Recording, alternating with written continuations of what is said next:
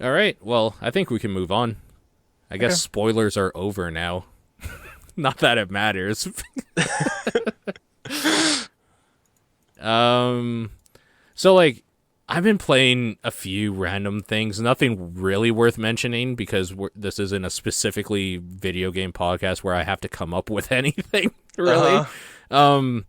I can't even remember the name of the one I was playing yesterday. I gotta look it up here. It was kind of fun though. It was a roguelite dungeon crawler sort of thing. I don't know if you were there to watch. I streamed a little bit of it. Yeah, I was watching some of it. I can't remember the name of it, and it's really bugging me. So I'm trying to find it in my Steam library, which is the hardest way to find a video game. I'll look at your recently played stuff. Yeah, that's what I'm trying to do here. Vagante or Vagante or whatever is what it's called. It's an early access or like a beta or alpha build or whatever. So it's very early. What I like about it is it feels a lot like Spelunky in a lot of ways. Like some enemies take more than one hit, some enemies take only one hit, but it has RPG elements in it as well. You level characters up. There's different classes. The classes have different abilities you can take and level up, and there's items and power-ups to make your character stronger as you progress down into these weird places. The music is good. The pixel art's pretty solid for the style they're going for. I really like the kind of fog of war thing where even if you've been somewhere and you know, like, the layout of the part of the cavern you're not in anymore, there could be Hmm. enemies still there. I like that there's some potions that magic mapping potion specifically was my favorite because it would just like reveal the layout of the whole level, but it wouldn't reveal where enemies are. So even if you still went too fast, you could just get completely wrecked right away. Yeah. There's traps, there's bombs, there's shopkeepers. It is very much Spelunky in like almost every way with RPG elements, and that's great. I really liked it, so I can recommend that. I would definitely. I'm going to definitely play that one again. Other than that, Cavern Kings is okay. It reminds me of Super Crate Box or whatever, but with Dig Dug or something. I don't know. That was a weird thing. It was kind of like arena based wave things, like you had to survive waves of stuff, but not really because you could just continue moving on. The problem is if you didn't kill some stuff and try to get items in the levels and stuff, you would move on way too far and then you would just die because you're not leveled up enough to take on stuff or your weapon doesn't do as much Hmm. damage, because it's one of the things that even with a powerful weapon, it does more damage as you level up. So like Hmm. if you just keep going down, you're going to be way over your head. The basic Hmm. premise of it is that you have one thing that you have like a digging implement as one of your weapons or whatever, and you also have an actual weapon that you can use. So the actual weapons are more effective against enemies and stuff. The digging implements are to dig down deeper and deeper into bigger levels and whatnot, but you can still use the like shovel or whatever as a weapon if you have a shovel. There's like a jackhammer. Some of the actual weapons are like the saw meringue, not saw meringue, like a saw blade thing, which is fucking terrible. I hated that. The Hmm. harpoon gun was good, but the problem with the harpoon gun is that it's super precise. It's like the equivalent of Hmm. using a rifle where you have to hit right on, otherwise you would Hmm. miss. And the nail gun is the other weapon, which is spray and pray. Basically, just keep shooting, and even as you're shooting, your hand is moving all around. So you're kind of spraying a lot, but you might not hit still because of how wildly it shoots. All Hmm. in all, it's pretty fun. My biggest problem with it is that it didn't feel like there was enough variation in the power ups. I got 3 power ups in a row in one run, and then Hmm. another run I got 2 power ups. That didn't seem to do much in a row. And it seems like you unlock power ups Risk of Rain style as you keep going and playing more and more, Hmm. but there isn't enough variation at the very beginning for the power ups you can get to make that a worthwhile endeavor, where you're seeing like the same 5 maybe until you unlock the 6th and then the 7th and so on. So Yeah. that's the biggest downfall, I think. Other than that, Hmm. that's totally fine. That is in early access as well, so that will hopefully be getting patched with more and more stuff, and then that will be actually fantastic, including online co-op, which would be great. That would be really fun with 4 people or something. But yeah, that's it. That's it for me. Yeah. That's not it, but you have played something that I have also played, so we can talk about it. Crypt of the NecroDancer. Yes. Yeah. So I'm 6 hours into this game now, and I've gotten to Zone 4. I haven't beaten Zone 4, but Is that the fire and ice level? No, that's Zone 3. Which one is 4 then? 4 is basically you're in an area, and it's always like it starts where you're in like a closed room, and then you have to dig through walls to find different areas, and it's darker, and there are a bunch of new enemies. Okay. My biggest problem with Crypt of the NecroDancer is that I think they blew their load with music in the first level, and none of the songs later on are as punchy or memorable as the first stages. I do agree with that. I still really like the music in Zones 3 and 4. 2 is the most lackluster, I would say. The first song in 2 is okay. It still has this weird, crazy, like a jazzy, like, monster party vibe or something. Like a creepy, like what you would... It's what I would imagine, like, Dracula and, like, a ghost and the mummy and stuff listening to when they're, like, at a party or something and hanging out. Yeah. Other than that, it's really slow and the beat is kind of hard to distinguish in it. Like, it's just not as good. It's just straight up not as good. The first level still has the best music. Like, it's too good. That's my biggest gripe. Like, wow, poor baby. Fucking, the music is too good right away that when you get further, you just want kind of more like that, more punchy tunes. But It's Zones 3 and 4 are more punchy than 2 is, easily. Yeah, 2 is so bad. It's not very good. 2 is the only one that I feel sort of let down by. But then 3 feels like a step back up. And then 4 seems pretty good. I haven't played that much of 4 yet. Yeah, fair enough. Seems pretty good. Big thing with that game is like things go bad so quick when things go bad. You get locked into this loop of failure pretty quickly. Yeah. Yeah. But I still feel like it's always my fault.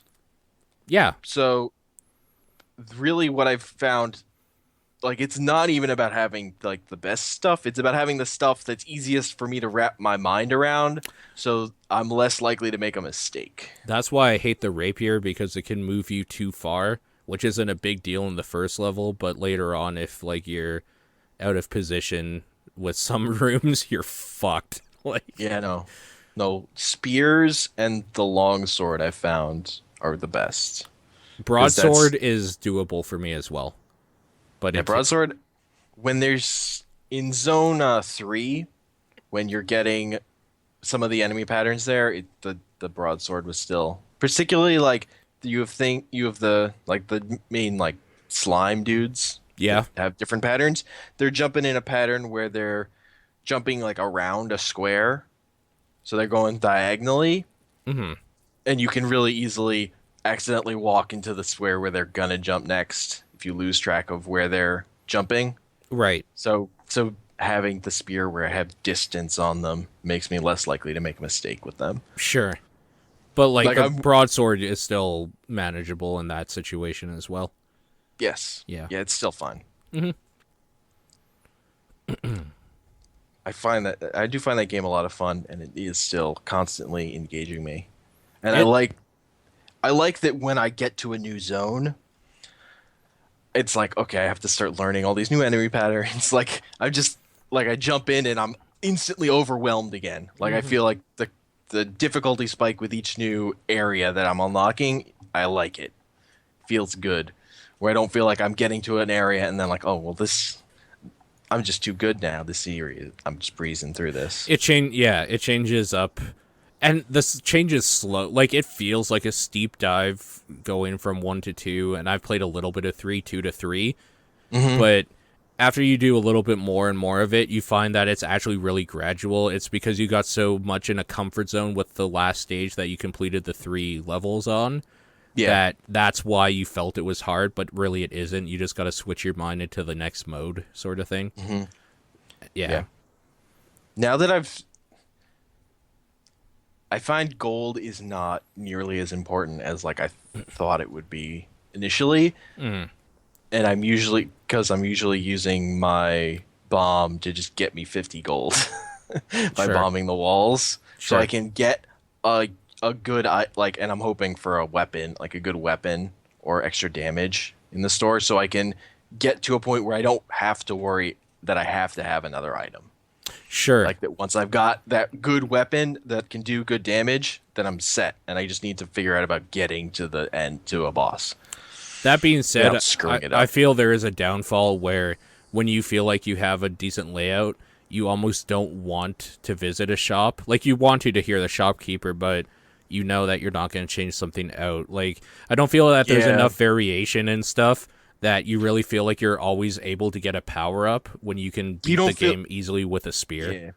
Yeah, and you don't feel like there's necessarily going to be something better at Zone 2 or Zone 3. Right. From what you can find in Zone 1. Yeah, I think that's just the problem with procedurally generated stuff in general, is that when it's randomized so much like that, you can actually get quote-unquote endgame items right away. There's also not that much variation. Like, I've bought out everything in the store you can buy with diamonds.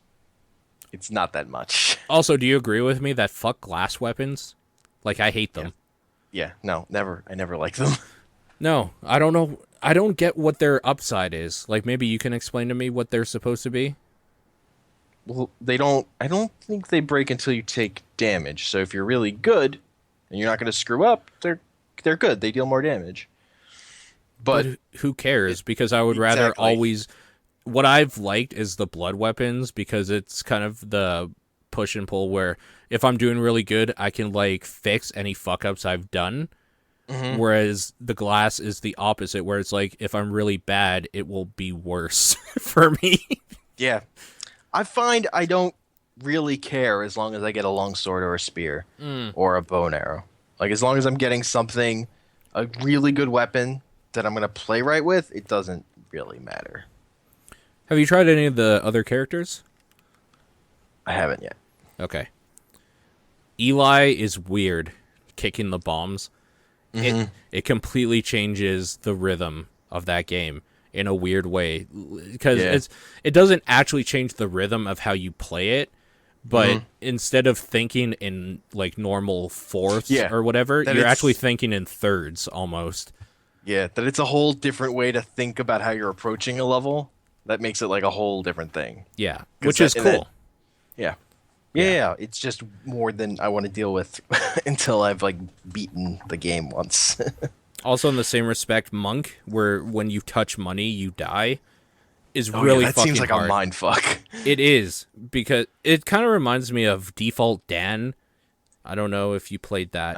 I didn't play that. Okay, so Default Dan was a game jam game that a couple dudes from all over like the country made or whatever, and it's basically what would Mario be like if it was like when you picked up a coin you would die, like power-ups killed you and things that you would think kill you are actually helpful. So like spikes are like bouncy things. Oh, right. Pits. I remember hearing about this game. Pits usually just like make you go to the top of the screen, like with scrolling and like stuff like what you would, a mushroom or something like a life would actually just straight up destroy you. Like you would explode if you touch coins and stuff like that.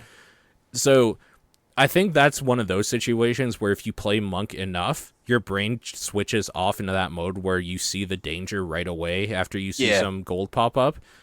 But I don't like playing it that way, because I don't think that game is necessarily, like, a lot of that level design is made so that you can kind of get into a groove with enemy patterns and like know how you're moving around and stuff. I don't know if I don't think it's designed well enough with randomly generated rooms of monsters and stuff to put up obstacles all over in your path while also trying to kill everything in the room, if that Yeah, makes that sense. yeah, for sure. That there's like a gold is now a place you can't step on at all, and there's no way to get rid of it. It's actually more dangerous than just taking damage in certain spots, which is not what I think the intention of that game is. So Yeah. I think the monk class kind of breaks the game in a way that I don't enjoy for what I enjoy about the game itself. Hmm. But it's not completely detrimental. I saw But you guys. Sorry. I get why they have to put in a bunch of weird characters. Sure. Because you compare it to something like Binding of Isaac, and playing as a single character isn't nearly as deep. There's not as much content here, really, as in Right. something like Binding of Isaac. So Right. they have to like make up for that with changing out your playstyle entirely with different characters. Which has never been my jam, really. I like solid mechanics to be solid, and then them Yeah. working around that in novel ways and not breaking the mechanics that the game has set out in other like ways like that. But that's a personal preference. I could totally see why. Like, I think a monk run to watch a pro or something do it would be absolutely fantastic. That is not the type of playstyle for me, though. It just isn't. That being said, also, I saw you guys talking a little bit while I was playing it about the bard, and I don't particularly like the bard for No, I think the bard is bullshit. for the very reason that, like, the argument for it is that it teaches you enemy patterns and you can kind of practice with it. But your argument specifically was it doesn't teach you how to play the fucking game properly, which is the one I agree with myself, because for me, the game isn't just a turn-based RPG like some of those old like wizardry games or whatever, where you take a turn, they take a turn sort of thing. This is very much the gimmick about it is the mechanics as well, which is why Yeah. it works, and I don't think it's cheap, is that you have to follow the beat, and you actually lose if you don't, basically. Yeah, my biggest criticism of when I feel like gold stops mattering is that then your multiplier doesn't really matter. And I feel like your multiplier should matter. Like At that's all what times. makes that game interesting, is that I found like the key to me playing much safer, and is that I just would stop and let enemies come to me, and I was like stopped worrying about that stuff, and then it became much easier. That's a problem. But that's less fun. It is, yeah. Yeah, no, it is essentially subverting the mechanics that the game was based upon, and that's The what I thing don't that- like about it. Yeah, it's like taking away the thing that makes the game interesting, really. Yeah, That makes the game what it is. which is kind of why I don't like the beans run in Binding of Isaac, where you can't shoot, you just have to use, like, farts, basically. Yeah. Like, that takes away the whole reason I play that game. I like that feeling of getting stronger and better at something, and I don't Yes. feel like you can do that if the game doesn't punish you harshly enough for fucking up eventually. It doesn't feel like you've reached the peak of like your abilities in a game if it kind of pulls you along on a leash or like lets you go off the leash a little bit, if that makes any sense. So yeah, no, Yeah. I feel the very same way. Like you need to hardline base establish your mechanic set, your status quo, Yeah. so that then when it changes, it's like, what the fuck? Like you don't want Yeah. to be constantly switching it up in that way.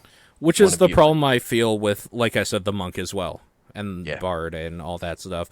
And that's why I don't feel there's a problem with Eli, because those core rules still exist. The way they got around and made it mechanically new is by adding the thing where you actually have to, you're a ranged character now, essentially. Like, It's like if you're using it's kind of like when you're using like a crossbow or the rifle. Like, except that have you to- can fucking kill yourself if you're off with Yes. a bomb. That too. Yeah. If you get I feel like if you could get the item that makes you immune to bombs, that would be like the one to get with him. Yeah. But then also the other problem is that when you get to the point where you don't care about multiplier or money anymore, Yeah. you can just stand in one place, let things come to you, and keep laying bombs if you had that item. Yeah. So it still falls in the same pitfall under these very specific circumstances, but those circumstances can be reached. Yeah. So, but that's still, I don't know. There's still something about that where if you get to the point where you were so good or lucky enough that you were able to survive doing this thing until you got all the items you needed to break the game, that's where Isaac's fun too. Where the reason why it feels so satisfying and okay that you are essentially scumming the game is because you worked so fucking hard to get to that point. Now I'm just going to stand here with my thing that turns me into a Tanuki statue while, like, my leech runs around and kills everything in the room in half an hour while I go get a burger. Like, that is something you can do in Isaac. When you have things that attack for you and you just stand still and not take any damage, that's a different feeling because you worked towards that. Where you can, the other characters, it feels like right from the get-go, you can just not care about some of that shit at all, and that doesn't feel right to me. But personal preferences and all that, I still think, even with personal preferences, if you play the Bard, you're playing it wrong. And I know that's kind of a dick statement to make, but it's just based on the fact that it's getting rid of the reason to play the game. Like, if you want to play the turn-based stuff, there are games out there that base all of their level design and mechanics specifically around that, which I think would be more into your interest. The reason why I like this is because there's the beat mechanic, basically. Like, that's the reason for me to play. So, but that's it. We talked way more about that game than I thought we would, honestly. But that game's really good. It deserves conversation. It's true. I think it might be one of the best games on Steam, just for what it does. It is very solid. Sure. It's really good. It's better than Skyrim. I personally like playing it more than Binding of Isaac, but Binding of Isaac is the better game. By a lot. Binding of Isaac is so much deeper. Of course it is. Because, like, if you consider, like, Rebirth, it's actually been in development for, like, 5 years. Like, so, of course it is. There's so much to Isaac. Yeah, there is. The breadth of content there, and it's procedurally generated is kind of amazing. Honestly, even though it's the worst of the two, I think the first Binding of Isaac is more of a marvel for video gaming. How much for sure. How much shit they could do with, like, synergies and all that stuff in Flash, like, that is an amazing feat. And then he, like, charged like $3 for that game or something. There were times when on sale it was like 25 cents. Like, it's so dumb. Yeah, I mean that was like its markup. It's like top price was like $5. Yeah, it was. Because he was like, oh, I made this thing in my spare time, whatever. And speaking of which, they released that, what was his name now? Florian. I think it was Florian. Released the new, not DLC, but patch or whatever for the old Binding of Isaac to make Wrath of the Lamb, like, a harder game, like, experience. Which I've been kind of wanting to go back and revisit, but at the same time, I can't because it's so badly optimized because of the engine. It's so fucking bad. It is a slideshow. Yeah. Whenever you get a lot of things on screen, that game chugs. It's like a Super Nintendo game or something. Even when you don't get a lot of things on screen, it's still not good. It's, the limitations show, but... Particularly after you've played Rebirth. Oh, yeah. Full 60 frames with, like, a room full of hundreds of shit, basically. Yeah. It's so fucking good. Yeah. Yeah. We didn't talk about The Room. Did you want to talk about that? I don't know that I want to talk about it. It's a great experience seeing that movie with an audience. The weird thing is, so they showed the neighbor, like, I guess now it's just a regular thing. When they show The Room, they show the neighbors in front of it. Okay. The thing with the neighbors is there's not as much time to breathe because there's a lot of characters yelling all the time. So it's not as good for audience participation. I know when I want to go see a Tommy Wiseau movie, I need the characters to really be able to act and develop as people. That's what I mean, go to his movies for. You don't go to them for the old black woman screaming about her chicken that she's lost? No. And screaming about how this guy wants to fuck a chicken? Oh, hey, Mark. That's what I go to them for. The Room is so good. It's so good. It's such an I did not hit her. terrible I thing. did not. I did not. It's so bad. But that was fun then. I'm sure it's so great. much fun because like now it's like my third time seeing it, so I know a bunch of like the cues. Like there's a moment in the movie where you can run down into the corner, and you're like jumping up saying hey, and then Tommy Wiseau looks into the corner and waves at you. Wow. Did he do it? Yeah. Nice. Did it feel like he was waving at you? The giant head of Tommy Wiseau? Yeah. Nice. It's great. The audience participation stuff with that is great. Yeah. There's a theater in New York. They show it once a month. Yeah. So Cool. that's good times. I know what I'm doing if I ever go to New York. Scheduling a whole trip around that showing. I have to see it. Yeah. They don't do it here. They do it Yeah. every now and then, but not like maybe I think they did it 2 years ago. Like it's really. And also like a lot of people show up. It's pretty great. They do the Rocky Horror Picture Show here every year. That is a staple. But I never The saw that interesting with thing an about audience. like The Room is not everything is set. So when like go into it periodically, like you're seeing how things are developing and where there's like room to try and make a joke. As opposed to Rocky Horror where it's like set in stone basically at this point. The weird thing about The Room is that if it was done well, it would actually be a really terrible movie. Like the content in it is actually really depressing and terrible. It's awful. Yeah. He has breast cancer. That part's so dumb. Oh my god. I definitely have breast cancer. The gravity for all the situations happening and how like lackluster anybody seems to be about it is, I mean, it's obviously I don't have to tell you, but I'm telling the audience. That's what makes that. Yes. Is the underacting and overacting in the wrong spots for the situations. Harold, who does he think he is? Your brother. Also, the writing's really bad. What kind of money? What kind of money? God damn it.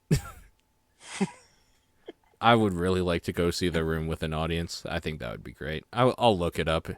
I wonder if I can, like, personally do a screening here. Like, set it up with, like, a community around here or something. See if people would go to it. Charge maybe, like, $1 or something to get in just to make up for the money. How much do they charge there for, like... 10, I think. Okay, so if I did 5, that's pretty reasonable for, like, a small... It's not even a small city compared to New York. Like most cities are small cities, but it's true. Yeah, unless you're in like Tokyo, Mexico City, maybe Beijing. Nah, Beijing's a bunch of fucking farmers. They don't know what they're doing. Sorry to all the Chinese. I almost said Japanese. The Chinese listeners out there. I apologize specifically to all the Japanese people living in Beijing. And the Koreans. I'm sorry. Yeah. I'm sorry that you're living in Beijing. Heyo. Anyways. We played Heroes of the Storm as well. Played a lot of Heroes of the Storm. And I still stand by my statement that Ben is a crazy piece of shit that played too much in 1 week. Still seems to be into it, so that's cool. Yeah. For me, the way to play that game now, like unless we're playing with a group of friends or whatever as we do, yes, is ranked. Yes. There's no other reason to at this point. Like that is specifically if we aren't playing with like friends and stuff, because it's always just better to play with friends. It just is. Yeah. But yeah, like if you're playing with people who don't have who whatever who are new or don't have 10 characters that whatever. Yeah. But if you have people who know the game, play ranked because you get to pick your heroes. You know what map you're on before you pick your hero. You see what you're up against. Well, that's it. It's not even the rank. It's the draft and the knowing the map is huge. It's game changing. Like, it's so nice where you're kind of just thrown in without a care in quick match, which is kind of what I'm not. I also like the dynamics of not having mirror matches. Yes, there is that as well. I really liked that we did the 4v4. Mm-hmm. That was interesting. That started off to actually be a 5v5, but then we had some internet issues with people and stuff like that. But that was fun. I wish that you got experience or something for it, but I totally understand why you don't, because you could scum it so bad. Yes. So bad. So bad. Yeah, so bad. You could do co-op with like pro players just to get rank against AI. Yeah. So I do like that though. I really wanted to jump in. Like, I didn't because I was streaming and because we didn't have enough people. I really wanted to jump in and see what referee mode was, basically. Mm-hmm. But yeah, I'm really curious what the fuck that is. I think for the next time we do that, if we have a huge turnout, like if we have 10 to 12 people or whatever, I might actually just go into spectator and like cast it for the stream instead of play. Mm-hmm. So yeah, I did that in Dota? I was playing in Dota, like a giant bomb thing, and one of the guys like, "Fuck it, I'm just gonna cast this," because there's like the cast feature, so we could all hear him casting it while we were playing. It was great. Yeah, no, exactly. Have you looked into their replay stuff at all? No. It's really bad. Is it? Yeah, so I think we talked a little bit about it. Oh, right. Not on record or anything, but I'll put it on record. They need to just copy Dota with how they do replays, because the way replay is done is you don't choose a character and then follow them automatically. You are just in free range mode, like free roam mode. So if you want to follow one character, you have to select their character, like click on them once, and then hold down the space bar to follow them like you would if you were playing the game or whatever. You don't see any of their abilities that they've chosen or any of that stuff. You don't see the experience gain very well. It's really, really poorly implemented. And the reason why I'm bummed out about that is because we had a few games, and I've been part of a few single games and stuff, that I actually wanted to start like doing a commentary on for like, I don't know, just fun on like YouTube or whatever. And I really don't want to unless we're doing like live commentary for like a video or something, because the replay function is so fucking bad. Like, it's abysmal. I can't. They give you no tools to show like what's going on and stuff. In a way, it almost seems like it would make you seem like you know what you're doing better, though, if you're able to just like say without any tools like what was good, what was done and stuff, because you recognize it all from playing. But it would be nice to have graphs or something. Yeah, like that was part of my problem watching the Heroes of the Dorm stream. Like, they had their custom like interface for showing it. Yeah, it had like none of the information you'd really want. Like, there was no mini map. You couldn't. It was just like a scoreboard thing, like you were watching a real sporting event. How mad would you be if I told you that their layout or whatever that they had for Heroes of the Dorm was way better than the replay functionality? Like, I mean, from what you said, that would sound accurate. Yeah. That sucks. Yeah, it does. They need to just go full ham with it. Take everything they need from League and Dota and Smite. The Dota everything. tools are so good. Yeah, I mean, because they have all that extra stuff specifically for commentators. Dude, and like, whatever. Fucking, I was going to say, well, Valve has a lot of money. I forgot we're talking about Blizzard, the people that print money. They created money on the internet, basically. Like, There's absolutely no reason they can't do that. Take some of your assholes you have working on World of Warcraft that aren't doing anything except pissing off people with their blue posts and forums right now, and get them developing on a real game. That's all I'm saying. That being said, I still hold that if you want to play a real MOBA, go play Dota. Yeah. I played a game of Dota this week. It was fun. Did you get the compendium? No, I haven't. Also, news alert, compendium's out. Yeah. I was thinking about it. Yeah. If I were playing Dota, I would. But because I haven't actually bought it before, because it always comes out at a time. It came out like right when I got into Dota, like right at the tail end of a compendium. So I was like, oh, I'll hold off till for TI3, right? Yeah. Yeah. Then me too. Then the next year, that was like I was taking a break from Dota. Was right around when the TI4 compendium came out. Yep. So I've always wanted to get it, but I haven't. And I don't know if I will this year either. So, one of the things playing more Heroes has done for me lately is I actually do want to go back to the real MOBAs and, like, kind of hone my skills again, because I know they're weak now from being pampered. Yeah. Yep. So, I've been thinking, like, I will reinstall Dota, so you and I should probably, like, get into a few games every now and then, I think. Also, League, I don't want to be out of the loop, really, like, really out of the loop on any of the big stuff, which is why I actually still do go back to Smite every now and then, but Smite kind of doesn't change. Like, it's always a third-person shooter, basically. There's a new character in Dota that I hadn't played. Which one? The freaking Frost Wyvern or whatever it's called. Oh, yeah. No, you're right. It's called Frost Wyvern. You're right. Yeah. Yeah. Yeah, I haven't played it either. But then again, I haven't played Oracle either because I don't like any of Oracle's stuff. Fair enough. I don't like the way that, like, using it can actually fuck your team, because I'm so sick of getting fucking yelled at in Dota. It happens every time, and I know it's part of the game, but it shouldn't be, and I hate it every time. I know. I wish we could get a group of 5 for Dota. Because the big thing that I like about Heroes is that we got fucking 10 people showed up and we had a 5-on-5 game. Like, agreed. It's getting enough people that wouldn't play those games normally. The thing is, I think we could actually teach those people.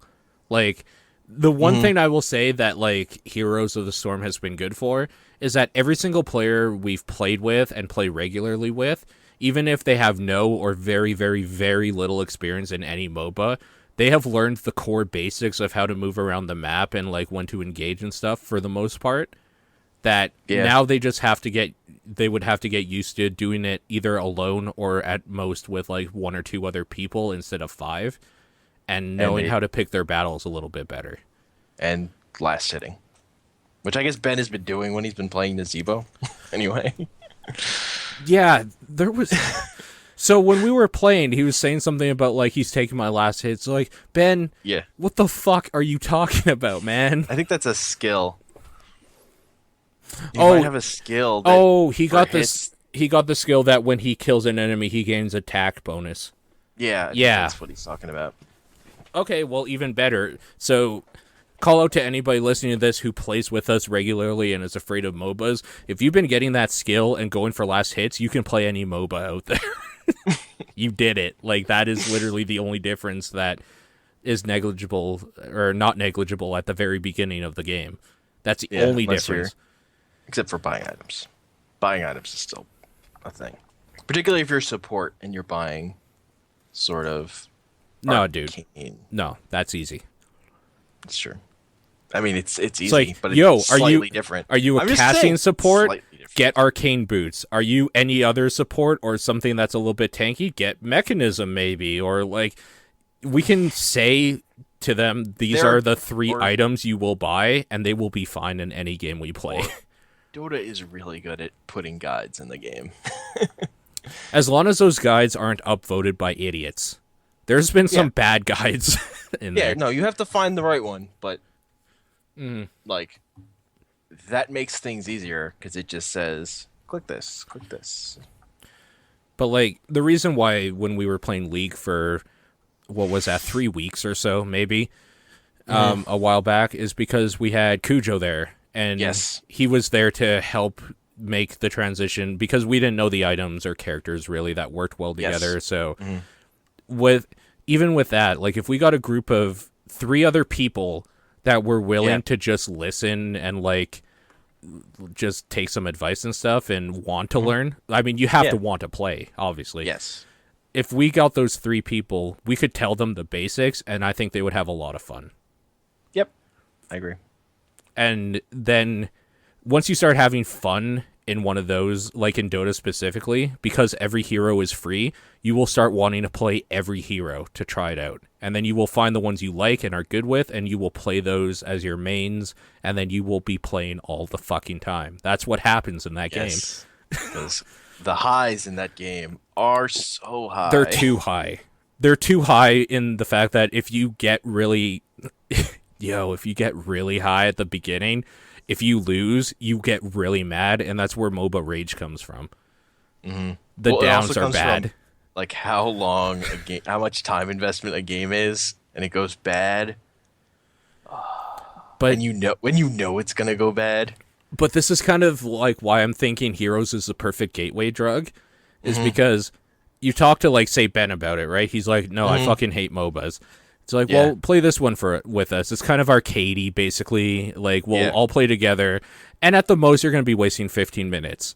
And then he's like, okay. So maybe he didn't even like the first couple of games or something, but then he started to get into it, and now he's into it. Yes. And he doesn't mind playing for 8 hours straight. Now he is in the mood, or like mode, that he could play one match of Dota. Yeah. Because it's still, like...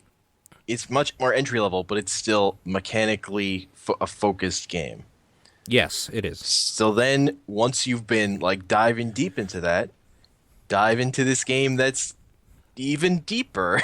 Like that's less because you're enjoying diving into these mechanics, diving into very similar mechanics that are more rewarding eventually. Yeah, it's like a proposition that makes sense. Yeah, and like I've non-jokingly, but people have taken it as a joke of saying that like your first 100 or so hours in Dota are like the first 100 to 200 hours is like what you need to really be solid in Dota. The reason for that isn't because of the mechanics. The mechanics are actually the easy part. It's learning what every hero does. And knowing when you should run and when you should go hard, basically. Like, that's what the difference is. It's learning all 128 or 29 or whatever heroes they have now. Yeah. And if every game's roughly an hour. Played old Dota, like when I started getting to Dota 2, I didn't feel like I'd played the game until I played 100 hours of it. Right. And the thing is, if you are okay with the mechanics, which the people we're playing with obviously are, otherwise they wouldn't be playing Heroes. Like, Heroes is mechanically almost the exact same. It's just how the playstyle is a bit different with a few little, like, added things that, honestly, when you're good at them, is funner because you can fuck over the other team. Like, the thing with Dota is that or the thing with Heroes, rather, is that everything you do is for the betterment of your team. The thing in Dota is everything you do is for the, like, difference, making the gap bigger between, like, fucking over the other team and making yourself better. Yeah. If that makes any... Well, it makes sense to you, get to... Yeah, when you're going well in Dota, you can get way more overpowered than you can generally in Heroes. Yeah. Like, we did have a game today when I was playing where we got 5 levels ahead of the other team somehow. Oh. We were pretty overpowered then. Yeah. That was amazing. Like, and this is where the difference in highs comes in. In Dota, there is a point where literally if you pick, say, Juggernaut, you can one-shot all 5 of their other team if you're strong enough. Yeah, it's stupid. Like, it's so dumb. If you're the carry, like, you can get really overpowered. That being said, the other team has to fail really hard and almost, like, help you get that powerful and them that weak. So it's not completely unbalanced. In fact, it is the most balanced MOBA, I'm going to say. Just straight up, it is. And Like it's, from what I understand, it's one problem right now is in terms of the competitive scene. It's hurting it. Is it's been hard finishing games has been a trouble. Like that 200-minute game was a symptom of a bigger problem. because it's so balanced that you can push and pull over and over and kind of not get anywhere and always meet in the middle. Yeah. Yeah. Particularly once both teams have gotten their main items. Yes. Just out of curiosity, we should almost just do... Okay, hear me out. This isn't set in stone. And this is a terrible place to, like, try to not announce, but, like, think of things that we could do for content or whatever. Yeah. To get us more back into at least playing 1 or 2 games of Dota every week. Dota Cast. Sure. I'm not going to say no to a Dota thing.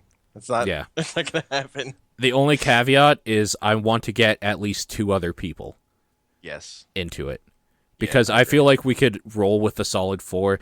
The other big thing also with running with 5 is that, yo, guys, if we have a full 5, you're not going to get shit-talked. In fact, you will get helped so to the point where you will be the shit-talkers. Like, that's the big thing. Like, even, it happens in, having 4, you still have that issue where if you've got, like, that one person who's on your team, you're like, what the fuck are they doing? Who's like a random you've rolled into. Like, even in Heroes that happens. And that's no fun. But when you have 5, like, even when things are going bad, if you're cool with each other, it's fine. It's not a big deal. Right. And I think it would be cool. Also reason why I want to get 2 other people on board and make this like a podcast thing as well, though, is I would like to do a podcast where there's like the evolution of a person that has no idea and is learning, talking about a game, up until like maybe in 50 episodes, they are also talking on the same level we are about specific characters and builds or something. Like that would be kind of a cool progression, I think. For even, I would love to listen. I'm thinking of stuff that I want to listen to. Yeah, basically, and that is one of the things is that I would love to hear a podcast where there's somebody who barely knows anything about this game, and then as I follow it, like after maybe 50 episodes or 40 episodes or something, they are so in tune with what's going on that they are talking about it like an expert level or something, and they're watching TI and understanding everything that's going on. Like that would be really, really cool for me. Yeah, I love the skill curve in Dota is a thing I love about it. I love like that you're playing this game and you are learning a lot. Always. Like even the pros are learning all new things all the time. Yeah. I mean, it doesn't help that Valve is consistently changing things all the time, but I mean, that's part of the fun of it as well. That's my also biggest problem with Heroes right now, is that even with Dota, League of Legends, Smite, like Hi-Rez and Riot and Valve and stuff, they've always, as people have been playing, been changing things around and like trying new things out and stuff. Blizzard's always been the set it and forget it model, where they'll make a huge release and then they'll go away for a year, and that's what you're playing with for the year until they make another one. Whereas like all the other games would start making like patches and little changes and adding new characters every month or 2 weeks or whatever. I think you can tell like the way they're still in the expansion pack model rather than constant updating, which is detrimental to the stuff they're doing, because it works perfectly fine for the MMO scene. That is how the MMO scene has always been and likely always will be, just because of the amount of content you need to add to keep people in it for a long time or whatever. Like it does hurt when like at the end of Pandaria where things are, or end of a set where things are static for a long time. Like it hurts your player base, but there's no way around it when you need to create a giant amount of content to bring people back. Well, that's the thing. It's like you want it. The push and pull on that is kind of like it doesn't matter if our players are unhappy for a month if we're going to release something that'll keep them happy for 8 months down the road. Yeah. So, like, that's where that is. With the MOBA scene and the CCG scene and all that stuff, you kind of have to always be on it, and Blizzard has never been good at always being on it. They just haven't. Yeah. So that it's finished when it's done mentality doesn't work because you have to be constantly churning it out. For the games that rely solely on huge, people always playing it, yeah, that's what you need. Especially if you want to be in esports with it.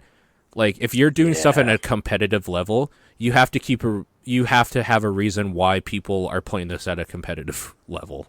Yes, you have to be able to move on the fly and adapt as the meta adapts. Yes, exactly. So they have the manpower and money and everything to make that a reality. They're just not utilizing it yet because I think for them, this is still a huge gamble. It's not even out yet. Let's be completely honest. It's not a thing that's out. It's even to public. Like, sure, they released keys to people that already were in beta so they could get their friends in. But they haven't opened the floodgates to anybody with a computer trying it yet.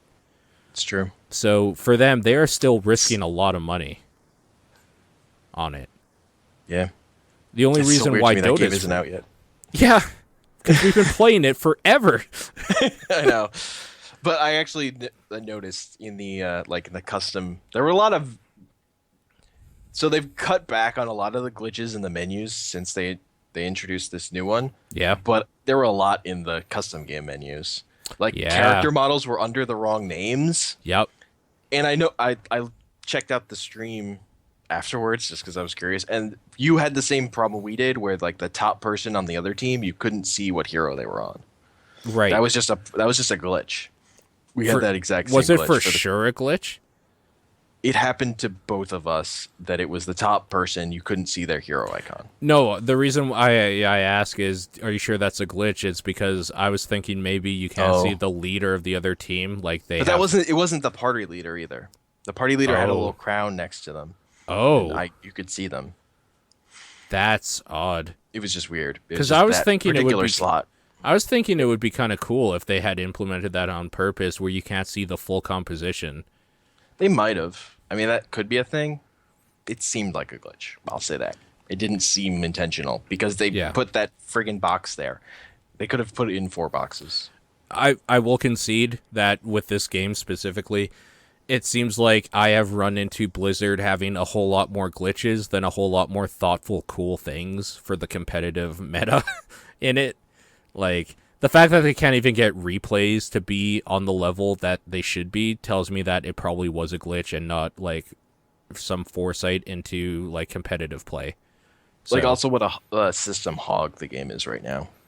It's way more of a hog than it should be. Is that why some people are complaining that, like, when they try to stream and stuff, it dips a lot? Yes. I'm sure that's an issue because I've known when I've tried to do too much, like I've looked into because I multitask a lot. Yeah. That game takes a bigger toll on my like RAM than other games do. It just does. What about processing power? Because I don't think it takes a lot out of video memory or any of the stuff with. You can have, I mean, for people that seems fine. It really seems like it's RAM to me. RAM processor, a processor. I mean, it might be too heavy, but it does. I feel like RAM is where the problem is. I don't know if I necessarily agree because I only have 8 gigs of RAM and I've never had problems streaming it and getting 60 frames at all. Fair enough. Like, I don't have a whole lot of RAM, so I don't know if it's RAM. Maybe I just have faster 8 gig RAM than some people do, because you can get like different speeds of RAM or something. I don't. You know what? I mean, who knows? It doesn't matter. Yeah. The issue is, for what that game is, it's taking more computer power. It's poorly optimized. It just is, for sure. Yes. Yeah, I agree. All right. That's kind of all I had to talk about. I don't know what to say now. I feel so alone. Don't know what to talk about. Let's talk about some housekeeping stuff. You did an anime list Yes, on I the did. site. And I gotta say, at first I was kind of like, yeah, this is cute. And then I was like, okay, this is actually impressive. This is an impressive endeavor when I realized that the main page wasn't your list. Because, like I said, I kind of skimmed through, like, the first page because I was busy when you posted it. And then I was just like, oh, this is weird. His tier list only has, like, 3 things, and one of them's Sailor Moon. And then I was just like, oh, wait, no, never mind. This thing before it says, like, if a show's not on this list, it's because I didn't like it, blah blah blah blah, and it's like, or it's one of these, and I didn't realize that's what that was. So then I realized, holy fuck, there's 11 more pages of this. So I started going through some of them. I don't know half these fucking shows. Like, I didn't even know they existed, and the ones I did know existed are really low on your ranking. So. Well, if it's on at all, it means I liked it at least. Yeah. I didn't make a tier list of shows I don't like at some level. The lowest tier is shows I like but also kind of hate. And just goes up from there. Is there one specifically that when you put it on, you were kind of like, I don't even know if it should be on here, but I'll give it the benefit of the doubt or something? X, I would say. I don't know what that is. Because that one, the last episode is awful. Like, that's a show that has one character that I love, and he has a really good arc, and that arc ends in the second to last episode. Okay. And the rest of and it also has like one episode that's literally a character walking and then flashing back to this other series that he's from that doesn't really have an anime, but was okay. So and they're trying to cram like hundreds of volume manga into this one episode, and they're doing it really badly. That sounds it's awful. Really it's bad. skippable. Like, if you're watching the show, you don't watch that episode. Oh, all right. Because it's just fucking garbage. Also, the series gets by with one song. Like, it works for Slit, but it basically has one song that matters. That sucks. That's not cool. But that one character, though, he's a really good character arc. All right, fair enough. I mean, just for, like, complete transparency or something, I'm looking at the stats right now, and that one post alone boosted, like, up our views by about 1,000%. A lot of people have been reading that. So, I guess, cool. Thank you. Like, I should just change the name to, like, hankbarrel.co, because you're basically the one running it now. I just haven't had anything to say, and everything I have to say I do verbally here. Yeah. So, but this is a thing I've been working in my head for a long time, though. Yeah, like one of those things that I just need to get this started and on paper, and then we'll just go from there, sort of thing. Yep. I noticed you called it early access, even. Yeah. Yeah. So you'll be adding mostly more to I it. didn't have Yuri Kuma and I don't have Sailor Moon on there. I feel like I need to watch Sailor Moon. So that's actually I'm going to watch Sailor Moon in the near future. That is going to happen. Meowth says, sorry, I clicked too much on that. I don't think you clicked on it a couple, like, maybe 500 times. So I wouldn't worry about it. Yeah, it's long. I thought about splitting up each tier into its own post. It's like, nah, fuck it. 12-page post. Yeah, no, I actually like the way you did this. I think my only gripe with it, honestly, and this is probably a problem with my layout choice for the site, is that the pages, text or whatever, seems way too small and too far down. Yes. Like, I didn't know how to fix that. Honestly, I'm pretty sure I have to. Okay. But so... Like, I thought about after I created it, put in links directly to the specific pages. You could. But then I didn't feel like doing that. Yeah, no, I don't blame you. I thought about that. Yeah, no, I don't blame you. I definitely have to look into that. If nothing else, I think your author thing should be underneath that, Yeah. so it looks like it's still part of the same list. Mm-hmm. But you don't even have your author thing filled out. Do you just want me to get rid of it? I could probably fill it out with something. Okay. I should just do that. It has you looking like an autistic child screaming. Yeah. So there's that. That photo I picked. I think the funniest thing is that, like, when I saw the back end part of it, just how many tags are associated with I know. it. There's so much. And that's just like I tagged every series, and then a couple that have like stupid long names. Like I also just tagged separately the main word that was them. Mm-hmm. Can you give me a little spoiler for where you think Sailor Moon's going to end up, if you were to guess? I would have guessed around Dragon Ball and Cardcaptor Sakura, the standard bearers. That would be my guess. What is that? 5? 5, I think, or yeah, 5. 5 is baby steps. No, then it's 4.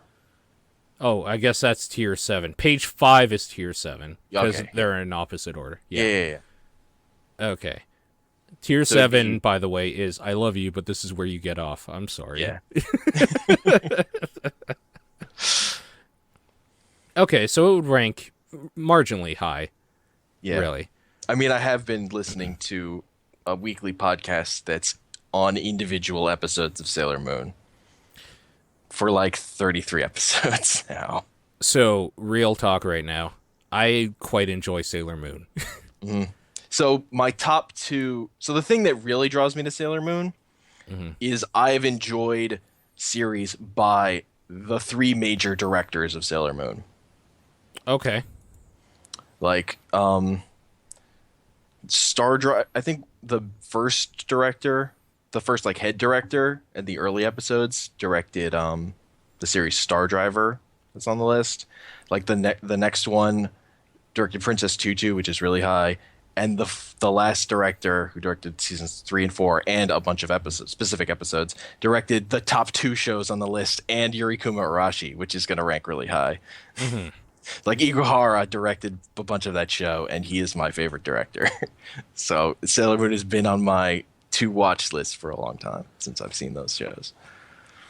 What about Sword Art Online? Where is that?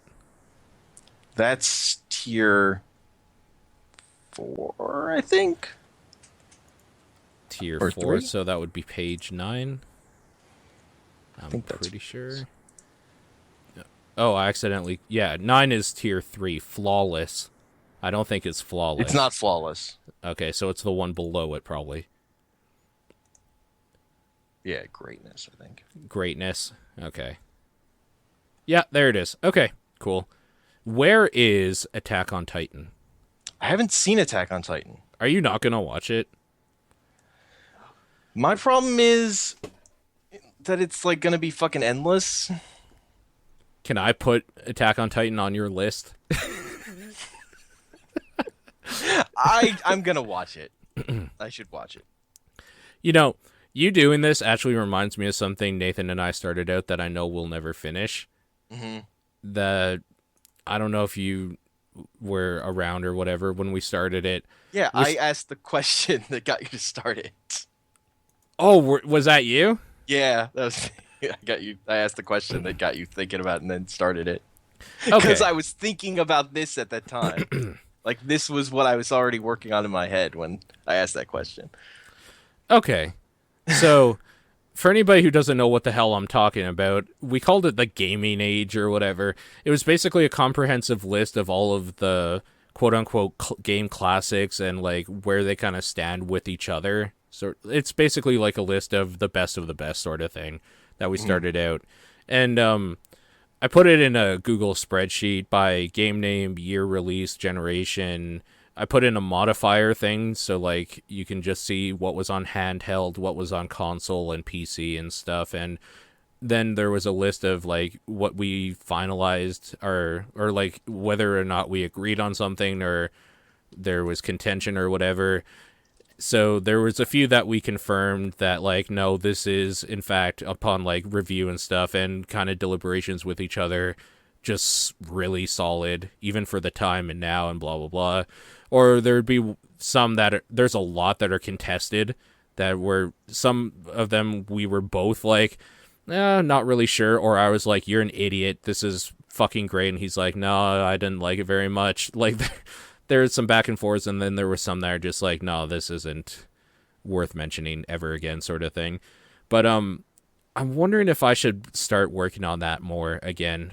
Like, I don't converse with him ever because our timetables are completely fucked. We don't ever talk anymore.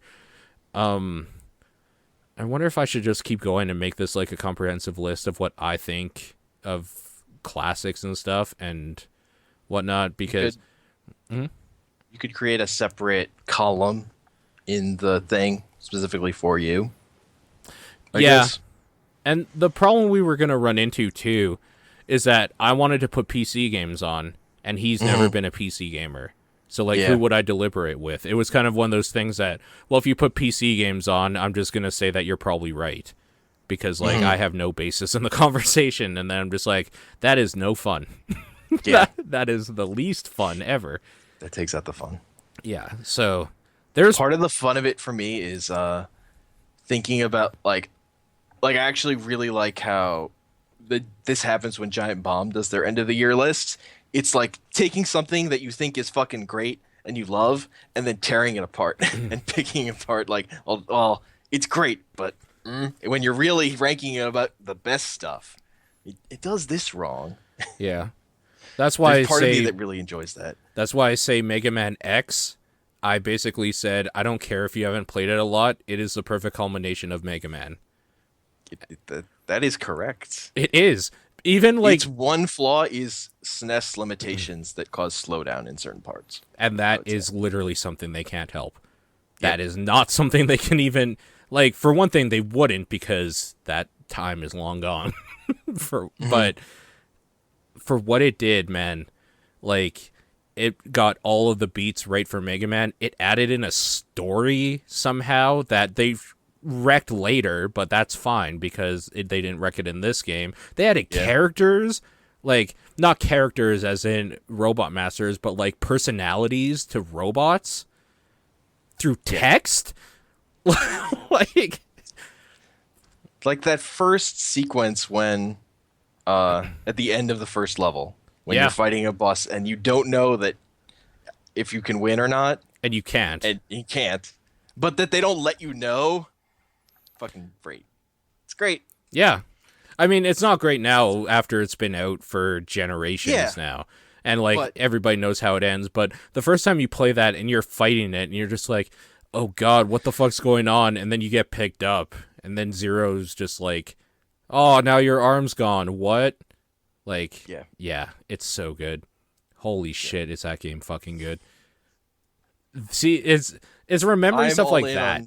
Yes. I'm also mostly all in on games that you can wall jump in. Like, if you can wall jump, I'm down. I love that mechanic. Yeah, that's what made Super Meat Boy great. Yes. Maybe you and I should just do it. I mean, we already took the podcast away from Nathan. Why don't we just leave him completely helpless? I think having separate columns for different people. Okay. So what I'll do after we finish recording is I'll add you as somebody who can edit, and then you can, like, have a column as well, and we can talk maybe on and off. Maybe every week, why don't we revisit just, like, one or two of the games and do it that way? Like, we won't even do it off air. We'll only do it when we, like, do the podcast, so then people can hear it every week. I like that idea. That was actually one of the things I really... One of the like, there's a comic book podcast I listen to. Yeah. That, like, every year they came up with a different gimmick to do at the end of the show, and one of the years was taking listener questions and ranking every comic story ever. So, like, at the end of an episode, they would get a list and they would rank 3 comics. Okay. And then they did that for, like, a year. Okay. And why don't we do that between generations then? So, like, at the end of an episode, we'll rank maybe 5 out of Generation 3 or something. Okay. Or just even talk about it. Like, we don't have to Yeah. rank them because they're all Yeah. kind Yeah. of in the same if they're in the list, they're on the same Yes. level automatically. Mm-hmm. So, Yeah. okay. Why don't we do that now then? Because we already talked about Mega Man X and we're both in agreement. Okay. And that was Generation 4 though. Okay, Yes. let's keep going with Generation 4 then. Let's do some contested ones that Nathan and I couldn't see eye to eye on here. All right. What do you think about Sim City on the Super Nintendo? That is not. I mean, that's not the Sim City that matters to me. Okay, because this was contested by me, and I said that nostalgia blinded him, and it was always a bad game. The only thing he cared about is when they actually added some gameplay element, which was the destructiveness. Yes. That's the only time it mattered, and that's what people remember fondly, and that doesn't make a great game, is one part. Yes. Okay. This is going to go bad, I think, because the reason why it almost worked with me and Nathan is we disagreed a lot on stuff. Uh-huh. I think you and I agree too much on stuff. So, game-wise. That's probably not true. I'm sure there's one on here that... Okay. I'm sure there's stuff we go through. Teenage Mutant Ninja Turtles 4 Turtles in Time. Turtles in Time. It's a good beat 'em up. I don't know how beat 'em ups hold up. That game feels pretty good. God damn it. Okay. I mean I agree. I think it's the best. It was the culmination of good beat 'em ups on that generation of consoles. Because it felt smooth, it worked well. The personal investment in the Turtles characters and enemies and stuff set aside, it felt good as a game, and the time travel mechanic was a neat little idea to throw in like different settings and keep it fresh every level. Yeah, I think that's the best playing beat 'em up I can think of. Like the X-Men game, I have a lot of nostalgia for, but that doesn't hold up as well. That mostly has the hilarious voice acting added bonus. Because Welcome to Die. I love how Meowth is like, Paul and Hank agree too much. I'm sure there's stuff on here that will be firmly contested, though. Because I put some stuff on here just kind of jokingly, and unfortunately Nathan was like, no, that's good. And I'm like, no.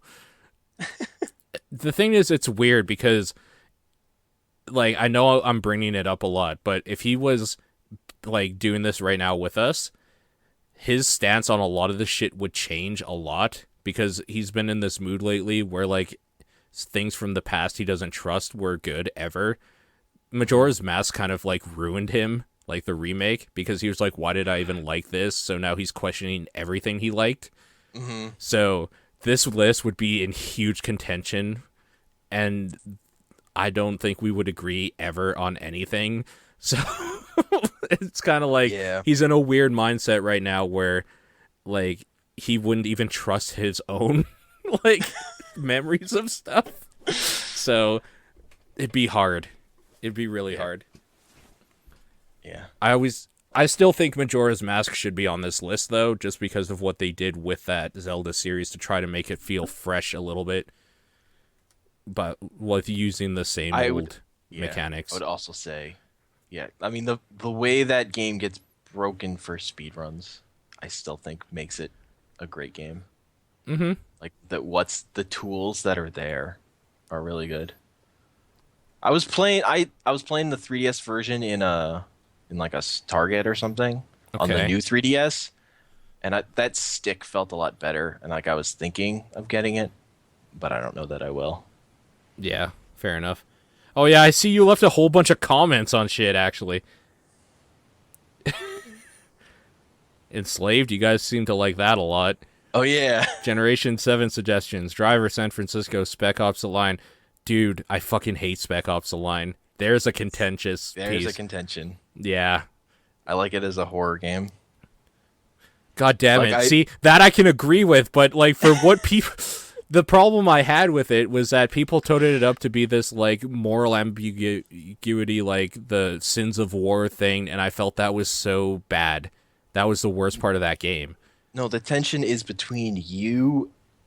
It's like you as the player and the character. Like the part that people talked about that I don't agree with is it as PTSD. I think Right. it's way better as like meta commentary on like military shooters.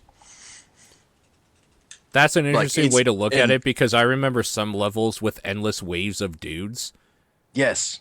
Yeah, and that was, I mean, that was never fun in that game, Hmm. and it Yeah, almost no. felt like it wasn't supposed to be. Yeah. No. It's I find the game engaging, not fun. Not fun. Yeah, I agree with that. And because So it's not look, fun, it shouldn't be one of the most noteworthy games. I still think it's noteworthy because it's a horror game. There aren't there aren't games like it. Because what it does is it says it pits you against the the main character. Like you're not playing as him. You're like the thing on his shoulder that can stop him from gunning down civilians in that one scene, like where there are people rushing at you and you can fire at them, you can just aim your gun at them, you can shoot in the air and they'll like react differently. Mm. Like I like that it sets up different situations and lets you choose, but it's not like a choice that like matters really. It's about how much horror or is this character going to inflict? What are you going to do to stop him? Like I like that Mm. the end comes out with a sequence where you're going to be picked up by the military. And you're the And enemy now. you can go with them, you can surrender, Yeah. you can fight and die, or you can fucking kill all of them if you're good enough. Yeah. And there are separate endings for each of those scenarios on top of the scenario where you can potentially just shoot yourself in the head earlier. Yeah, no, I mean, I like how they handled some of the ending stuff. What bugged me is, and like, I know I sound like a broken record because I bring this up every time there's a talk about Spec Uh-huh. Ops. Yeah. There's the main part of the game. Spoilers for Spec Ops: The Line. If you're listening to this and you care about Spec Ops: The Line, I don't even fucking care. So, there's a part where there are seems like an endless wave of dudes, and you're being yelled at to like set off the white phosphorus thing. Yeah, the right phosphorus scene. That you don't know is the phosphorus scene yet or whatever, and you see a like basically what happens is it's set up in a mortar, and the mortar can see kind of heat signatures, and you see a large cluster of them, and you're supposed to think that this is the army and they keep pouring out of here or whatever.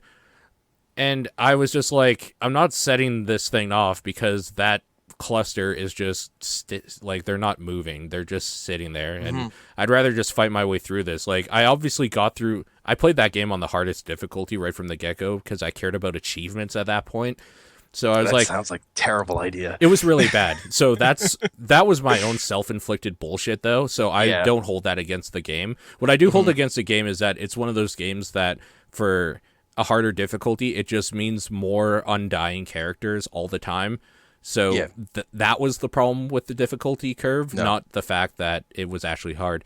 But at that point, I was just like, I just went through a whole bunch of bullshit in like a radio station and in the fucking fields or the desert and all this other shit.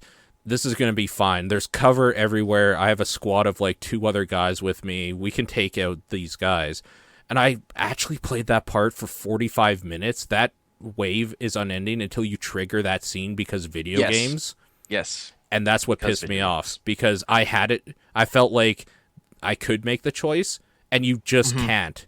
It's the same Yeah. reason I hated Black Ops 2 because have you played Black Ops 2 or seen play of it? Like the story? Yes. Anyways, basically you're on this mission or whatever and you're with your buddies and whatnot, and they're over comms or whatever saying like, we're clearing out this wave, we're moving up, blah blah blah, whatever fucking military people say.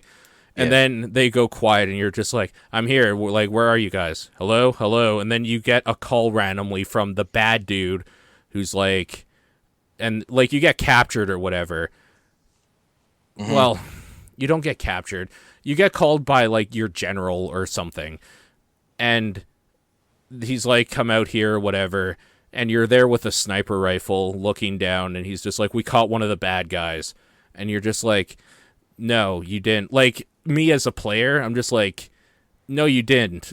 My friend stopped talking to me about 10 minutes ago. You come out of nowhere and say, you caught a bad guy. You have a bag over his head, and you're giving me the order to shoot him. Like, I know what you're setting up. You're going to make me kill my buddy. Yeah. Because video games, because cliched stories, because you were the bad guy all along and we knew it, because you talk differently. Anything you want to, any excuse you want to make, you know what's going on. So the first thing I tried to do is, like, I actually shot the general holding a gun to the bad guy's head, quote unquote. Yeah. And I lost the mission. And then I just sat there for 10 minutes while he was saying, shoot him, over and over. And I was just like, nope.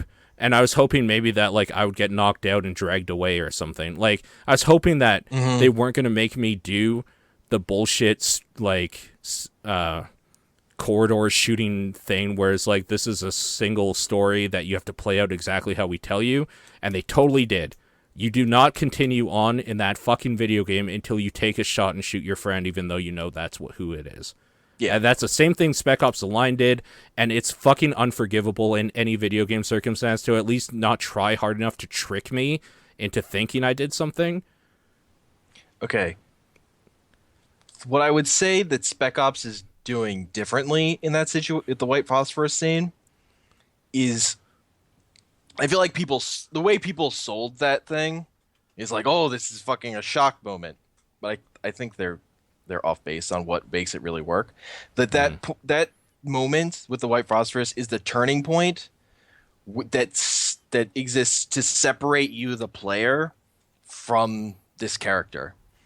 Like, it's sort of with the Two-Face thing they have going on, whereas, like, the longer you go into that game, the character literally becomes Two-Faced. Like, he's, like, more battle damage on one side than the other. So it's the horrible things he's doing in his mind he thinks is right, but you know are wrong, but you can only stop him to a certain extent. Like, that's part of that's like the horror aspect of it. See, it's purposefully taking control away from you for that moment. Like, as a player, your engagement in it is, this guy is this thing. You're not this person. You're not actually just playing as this person. You're sometimes able to control him in a way. See, this is the most compelling argument for that scene I've heard. I've talked to a lot of people about that part, and a lot of people who I thought talked eloquently about video games. And this is the first time I've actually had somebody, like, give me a reason to maybe care about that part. But at the same time, I'm going to tell you what I've told them. I think you're reaching for straws to make that part feel more important than it actually ever was meant to be. Well, I will say this for the game. Like, where Spec Ops came from was they were making a standard military shooter, and they realized with their budget, they were going to make a shitty one of those. Which is bad because there's huge budget great ones out there already. Yeah. Yeah. So they realized they were kind of fucked. Yeah, like, so they had to make it compelling. So they had to do something. And what they did is they tried to make it a horror game. Like, I'm not really... The part where I always say I'm not grasping at all is the Two-Face thing. Like, your main character changes physically over the course of that game in his appearance. Okay. And there's also, like, the way... Like, what it says during the loading screens of, like, how many... It gives you... Where it used to be tips... It changes to how many American soldiers have you killed? And there's the scene where you're fighting an enemy who's disappearing. Like, they're definitely doing a thing where this character is crazy. There's also the part where they completely directly reuse the helicopter turret sequence. Like, they stick it in again, which is A, hilarious, and B, obviously part of their budgetary constraints. Yeah. But it's separate. It's putting you so you know this is a video game. Like, that's where the like PTSD stuff, it breaks down, because it there's way too much of this that is specifically video game related. I can agree. Also, that there's like that they did this without they made this game this way without corporate approval. I kind of expect, like, as far as their bosses were concerned, they were just making a Spec Ops game. Right. Like, that's how the game was marketed. Like, the part of the game that they marketed was like the sand engine. Yeah, I remember that. Yeah. That was actually a PR point on emails I got for it when I was doing news writing at the time. Yep. And I never did it. Like, I was the worst, like, quote unquote freelance, like, news guy for the site I wrote on, because the stuff I thought was bullshit I would not fucking do. I would not put my name on it. So it was bare a lot of times. But it was one of those things that's like, no, if I'm going to be part of something, I want it to be like how I want a game site to be. I don't want all the useless, like, PR news drivel that comes in. Like, I want the stuff that's important. Like, when they added the Steam wallet and stuff like that stuff is important, because that changes how you, like, interact with the gaming scene, like, from your PC specifically, and stuff like that. I don't care about sand physics. Like, are you fucking kidding me? Awful. Like, that's the dumbest thing. Going back to your point, though, I mean, you do make a compelling argument, and I never saw it that way ever. And I think that in itself is the failure, is that they never expressed that enough, really. Because, like, I can look into video games to the point where I'm overreaching for stuff, and that was never a thing that occurred to me at all. So I don't think they went far enough with it to make that a thing that was a feasible option for their story. It just felt lazy. And then if they didn't reach that level of making it obvious that there was that disconnect with you as the player from the character, to the point, like, it felt lazy. It felt really lazy if you went PTSD way, like, really badly implemented.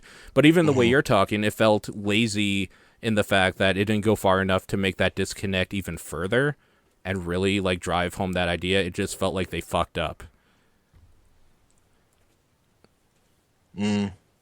So, I don't know. Like, but I will say that your argument has made me think of that game in a whole new way, in a way that actually puts it more in a positive light. Whereas people that talk about it with PTSD makes me hate those people because they're dumb. Like, they are dumb.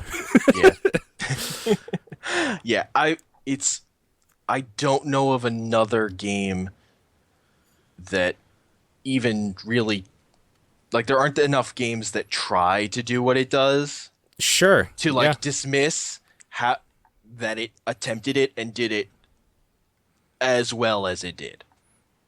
Like, there's no bar that's been set. Yeah. If anything, this will be the low bar that somebody else could push over and do better. Literally, the game that I can think of that specifically tries to bring doubt on your mind of the main character, I would say does it better, is Final Fantasy VII. But they had... I mean, if you go that route, though, they used the trope of the character doesn't even know what he is. So, like, they could write anything in there and put doubt in your mind. But they have the part where you're controlling a cloud that's not the cloud that's playing. You end up playing as different characters. Like, they do a lot of stuff with how the game plays out with that idea. The characters don't trust Cloud, and you as the player don't trust Cloud either.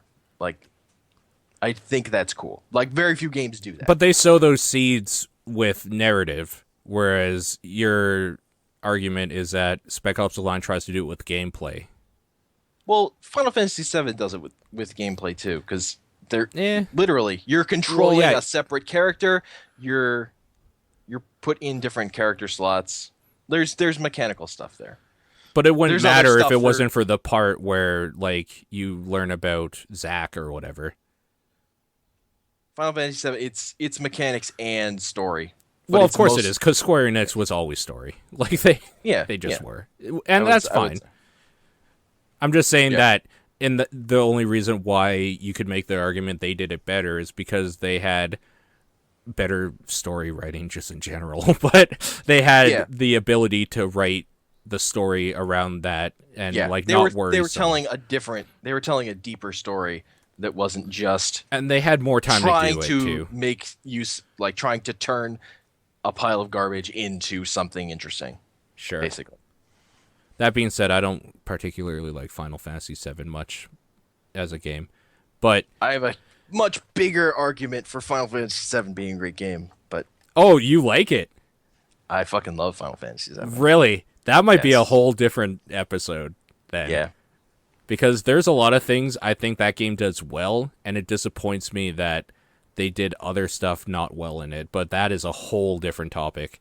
You know, that's one where I think what it does perfectly, what it does really well, overshadows its flaws. Because no other game achieves what it achieved. I don't agree. I like that. What I would say, what I said. Oh, I guess we're getting into this. Okay, let's do it. We're getting into it because why not? Yeah, sure. Why not? Is that game is about death and dealing with death. Like primarily, Sure. That's how the mechanics of that game are built up and structured around. Yeah, I can agree with that. That like up to Aerith's death, the game is giving you lots of freedom and lots of control over weird stuff, like mini games and stuff, even. Yeah. And like even the fucking like building up to the date where your minute conversation stuff with specific characters is affecting like a ticker like they're writing it down so that they know which character you're going to end up with on this thing. Like it's all about control, and then that's all taken away. Like they pull that all away. They make you doubt Cloud as a character. And then suddenly you're like railroaded onto this plot line because you've broken you, and they're like taking away everything that made you feel powerful and making you feel weaker and unsure about what anything is and what matters. And then they start building you back up in the end. Okay. And there's like a lot of mechanical stuff built into the way that game is structured that does that. And I don't know any other game that does something like that. That structures itself around an event that happens in the middle, and like has the confidence to play out the whole game around that. Well, And it's fucking dealing with death and grief. well, In this fucking giant fucking RPG that's about fucking nonsense. see, what you're talking about is maybe it's just the content matter or something. What I liked about Final Fantasy VIII more is the fact that like halfway through that game, there's like a whole theory going around that Squall just died or is in a coma, because halfway through the first half of that game, or like first disc or whatever, before he goes into his coma and then quote unquote wakes up, is all normal like run of the mill RPG stuff. You're meeting people, talking and stuff. And then after that, it goes really fucking weird and like apocalyptic and things like out of control. So I like this idea that there's like he's basically dying in his mind, and like everything that was going on before is like showing up in his coma dream or whatever. But going back I feel like that's more of a fan theory. I think it probably is, yeah. But it fits so well, which is what I like about it. The fact that there's even a theory Like about I feel it. like that the structure stuff that is there is just because they're aping Final Fantasy VII. Oh yeah, of course they are. Yeah. With Final Fantasy. Yeah. No, Whereas sorry. Final Fantasy VII was like this new thing. It was the director like specifically put that storyline into this project he was working on that could have just been a corporate, like another Final Fantasy game. Okay. But it sets itself apart because of the director decided this game is going to be about death because this is what I'm dealing with. Sure, yeah. My biggest problem with Final Fantasy VII is that I feel it's way too tropey in a lot of ways, like with the characters itself. So everything that I feel that you say you like about it, well, the background for all that stuff is great, and like even mechanically some of the stuff they do is very interesting. I think it's all kind of anime bullshit characters, like characterizations, personalities, and stuff. The stuff they do with Cloud, you're right, is pretty great. Other than that, like, I just see very little substance in a lot of the characters themselves. The story, I feel, is still just kind of like a dealing with the end of the world sort of thing. Like, it doesn't do enough. I would still say the end of the world story is secondary to the yeah, the character stuff, and I would say you kind of need the characters to be tropey to have like that instant everyone can grasp onto these things. I think that's lazy though. I don't like being able to grasp onto something immediately when I'm playing a 60-hour game. I think it's important to do that if you're going to rip it all away.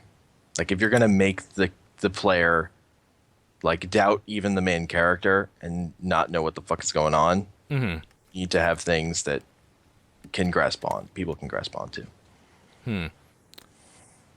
Maybe I just didn't care for the way that was done then, because like when you're not playing as Cloud anymore for a while and while all that stuff's going on, I felt like it just wasn't the game I wanted at all anymore. Like, I don't know if it's that I just didn't like the whole, like, taking everything away, because usually I think that's done pretty well. I think it's that I don't like that it was taken away without much thought into, like, well, what next?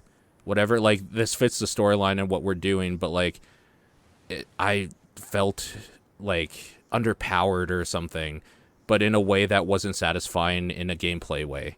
Still, because now, like, I have to grind out this character or something. Like, I put so much effort into making sure Aerith would be around or something like that, and now I have to use Sid or something. Like, just little stuff like that. Like, I like when I'm playing my RPGs to get invested in a character, and I'm not sure that just personally I liked being ripped away from that, even if it served their story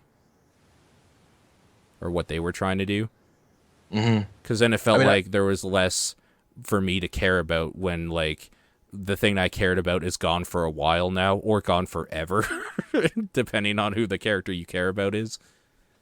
Well, that's why I thought it was really important that the materia system, you could equip characters with any materia. Like that, if someone was taken away, you still had all their magic, and you could just slap it on someone else. Yeah. Like, that was part of how it had to work mechanically. Like, yeah. I would say they thought about that. Yeah, but that's what I don't like, is that I don't like just having... Like, I like when you have a party system, like, say, Dragon Age or something. I liked taking the same 3 characters. I liked just having them there, feeling like a tight-knit group or something. I don't like the idea that, just anybody could be the next, like, Liliana or something by taking what she did well in this group. Yeah, my basic argument is it would be more that I did like it, and it's unique. There's no other game that does this. Like, there's no game that is structured in this way and does the things Final Fantasy does, or tackles the subject of death in a compelling way. So, like, the things that make it work for me override the other stuff. Like, that it's not like a normal RPG, I would say, is a plus, because there are plenty of other normal RPGs I could play. Like, that is served by other stuff, if that's what I wanted. Yeah, I could see that, actually. Sure. And I would say for when you're looking at something other than, like, not just something that's like, this is a good game, I enjoy this game, for something that's great, I would argue for something that breaks the mold, kind of. Sure. Yeah, like groundbreaking stuff, sure, I guess. Like, really, I wish there were games that had taken what Final Fantasy VII did and improved upon it, but nobody did. Right. Like, I'm still waiting for that game. Well, I mean, because, the biggest flaw with Final Fantasy VII, as we're talking right now, is just as stated, but that's not something that can help, obviously, in that regard. So, like, the improving thing... Yeah, I could see that. I feel like the subsequent Final Fantasy games learned the wrong lessons from what 7 did well. This is also a point of contention we had with doing this list in the first place is we were debating whether or not we wanted to include stuff that just simply broke the mold or whatever, because it's kind of like, well, like, you could have been the best or first one to do this, but you could have also just not been compelling in this regard. So, like... Yeah. I mean, I would also say Final Fantasy VII is one of my favorite games to play. It's one of the few RPGs I've replayed at all. See, I played it the first time, obviously, and then loved the story, loved all that stuff. Went back to it, I think it was 3 years ago, whenever I was living with my roommate at the time, and we were playing it together. And I liked more how it played mechanically, because it had been a while since Final Fantasy had that, like, well, it's never happened again, basically, since back in those days, where I like the turn-based thing, and, like, the more strategy and less action-y way that they went with it ever since. I think 12 was even the last one, actually, now that I think about it, that did it the old way. So, like, going back to that was novel for me, even though it was still severely outdated. I liked going back to the way things were, the nostalgia of it, for that regard. So I enjoyed it mechanically up to a point, and then I stopped playing it because, I mean, just from a completionist standpoint, I really didn't want to do the weapons again. I didn't want to grind out cactors or do the golden chocobo, get Knights of the Round. Like, I didn't want to do all that fluffy RPG bullshit again, because I felt like the thing I liked about it back in the day was the story, and I got that once already. Like, that'll always be in my memory, so I don't necessarily need to do all this other stuff. The problem I have with all RPGs, really, and this is why I don't actually play a whole lot of them, is that they always seem to get to the point where you feel like you're powerful and doing well, or at least keeping up with stuff, and then the old ones especially, there's a point where you feel like you have to grind out or get something to make it feel like an epic end battle. That's what I liked about Knights of the Round at the very end, is when you had, like, the dumbass materia that you basically cast Knights of the Round like 10 times in a row, and you just, like, leave it playing while you go make a sandwich and come back, and you're just destroying Sephiroth with, like, the powers of everybody. Like, that sort of stuff is fun. I will also say this. I've played through that game, so I played through sort of watching and playing with friends. Originally, I played through it again in college. I played through it again on the Vita, I guess a little over a year ago. I got different things from it every time I played. I actually have never done the grinding stuff because I don't have the patience to, like, grind chocobos. They're like, all I don't have any interest in that. That's all old RPGs. They felt like the end boss had to be really shitty or something. Like, they just added a whole bunch of side stuff you could do, and I always feel like I wanted to do them. So I like that side stuff is there, and I did exactly as much as I felt like doing. So what was that, like, Ruby weapon? I've never even did Emerald or Ruby weapon. Emerald I don't remember it being that bad, as long as you got... The problem with that one was that you needed a certain materia even to just do the fight. And I didn't like that. But once you get the materia, it doesn't fucking matter because you have it, so why don't you do it? Yeah. But, yeah. No, I've never liked grindy stuff like that. Yeah. I just did it because I was so compelled by the world back in the day that I did it all. And then remembering back on all the shit you can do, I was just like, nope, I'm just going to put it down right here. And then I did, and never went back to it. But again, like, just as a personal preference thing, I've barely ever been into RPGs, like, just in general. So the RPGs that matter to me are, like, Final Fantasy VII, Persona 4. Yeah. As far as regular turn-based, there's a game on the DS. Fuck. How am I forgetting the name? The World Ends With You? The World Ends With You I like. That's more of an action RPG, though. Yeah, it is. Those buttons, though, or pins, or whatever they were. Are you just looking up RPG? It's on the Radiant Historia. Okay. I was thinking of, which is a time travel thing. Okay. Which has, like, it's like two different alternate realities that you're jumping forth. It's based on, like, a decision kind of thing. I really like that RPG. But and like Pokemon, love Pokemon. And then there's like Let's be real though. yeah. Pokemon is because of like capturing them all. Like it really is about. I've never captured all of them. I No, like of course you training. haven't, because you're not a crazy person.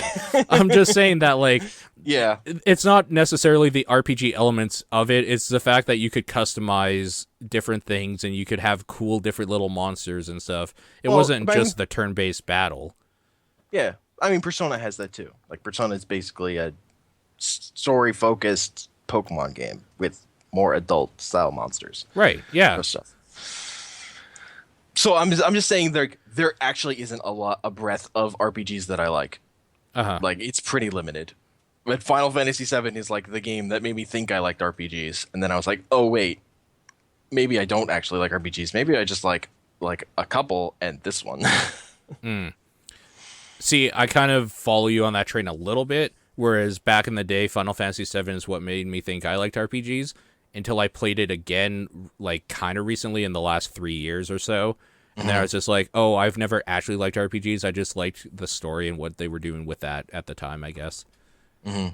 Because I couldn't replay through it again. I can't actually remember the last time I put a lot of hours into an RPG. Like, I even started Persona 3, like, months ago. I probably put in, like, 3 hours in it, and I haven't gone back to it. Yeah, like I mean, Persona 4 is it's probably one of my favorite games, and you have to. But I like put 2 hours into it, and like you get nowhere. You get to no gameplay in like 2 hours. And I had to put it down in like, I need to be in the right mood so I can burn through this, so I can get to the fucking game because this starts slow. And then turned into like one of my favorite games ever. But those games are hard up front. Yeah, fair enough. Yeah. And then there's like tactics stuff, which is way more thoughtful combat than even turn-based RPGs. Yeah, that's a whole different... Well, I Yeah. mean, I was going to say, that's a whole different genre. It literally is. Yes. So, It's true. there is that. Yeah, I don't know. For me, like, growing up, even when people were loving the RPGs and stuff, I still like the old...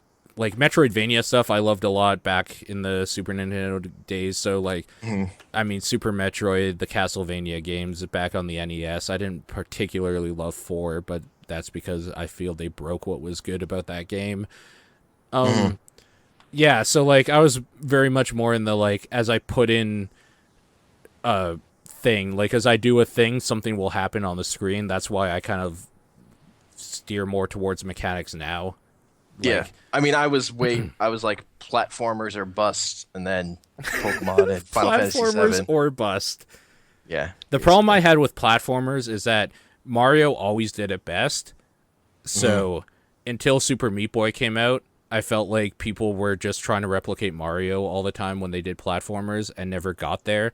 Whereas Meat Boy was like, no, we're not doing Mario. We're doing more like you want to fucking kill yourself for sucking at games. Is like, that's fine. That's a good way to do a new thing with platformers. So I was liked never... the Donkey Kong Country, the first two back in the day.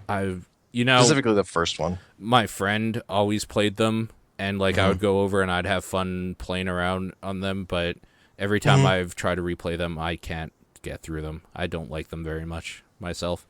Well, the only one I can get through is the first one, because the second one, people tout that is stupid difficulty. Like, unless you're willing to to put up with trial and error gameplay, it's a little too like bullshitty. Whereas the first one is just kind of easy. But like in that respect, Honestly. I like Contra, which is kind of bullshitty, just like learning your way through enemies and stuff. Yeah. I don't know. I guess I was depends. never into, like, on Super Nintendo, I was never into like shooty games. I was into jumping games. Okay. That was what I was into in the Super Nintendo game era, really. What about Mega Man X? Jump and shoot. That I've only come to as I've been older. Fair enough. Okay. I never played Mega Man X at all back in the day for whatever reason. I That don't know was how like happened, but my third game I ever owned. I didn't even I didn't even own a Super Nintendo. I only played Oh. my friends had. So I played that Spider-Man game a lot. I still own that Spider-Man game. That game is fucking terrible, and I don't know how you can even beat it, let alone beat it fast. So Because we were determined. We played it a lot. Basically, being able to beat that game means you can beat it fast because you played it so many times. yeah, To memorize all its fucking bullshit. yeah. All right.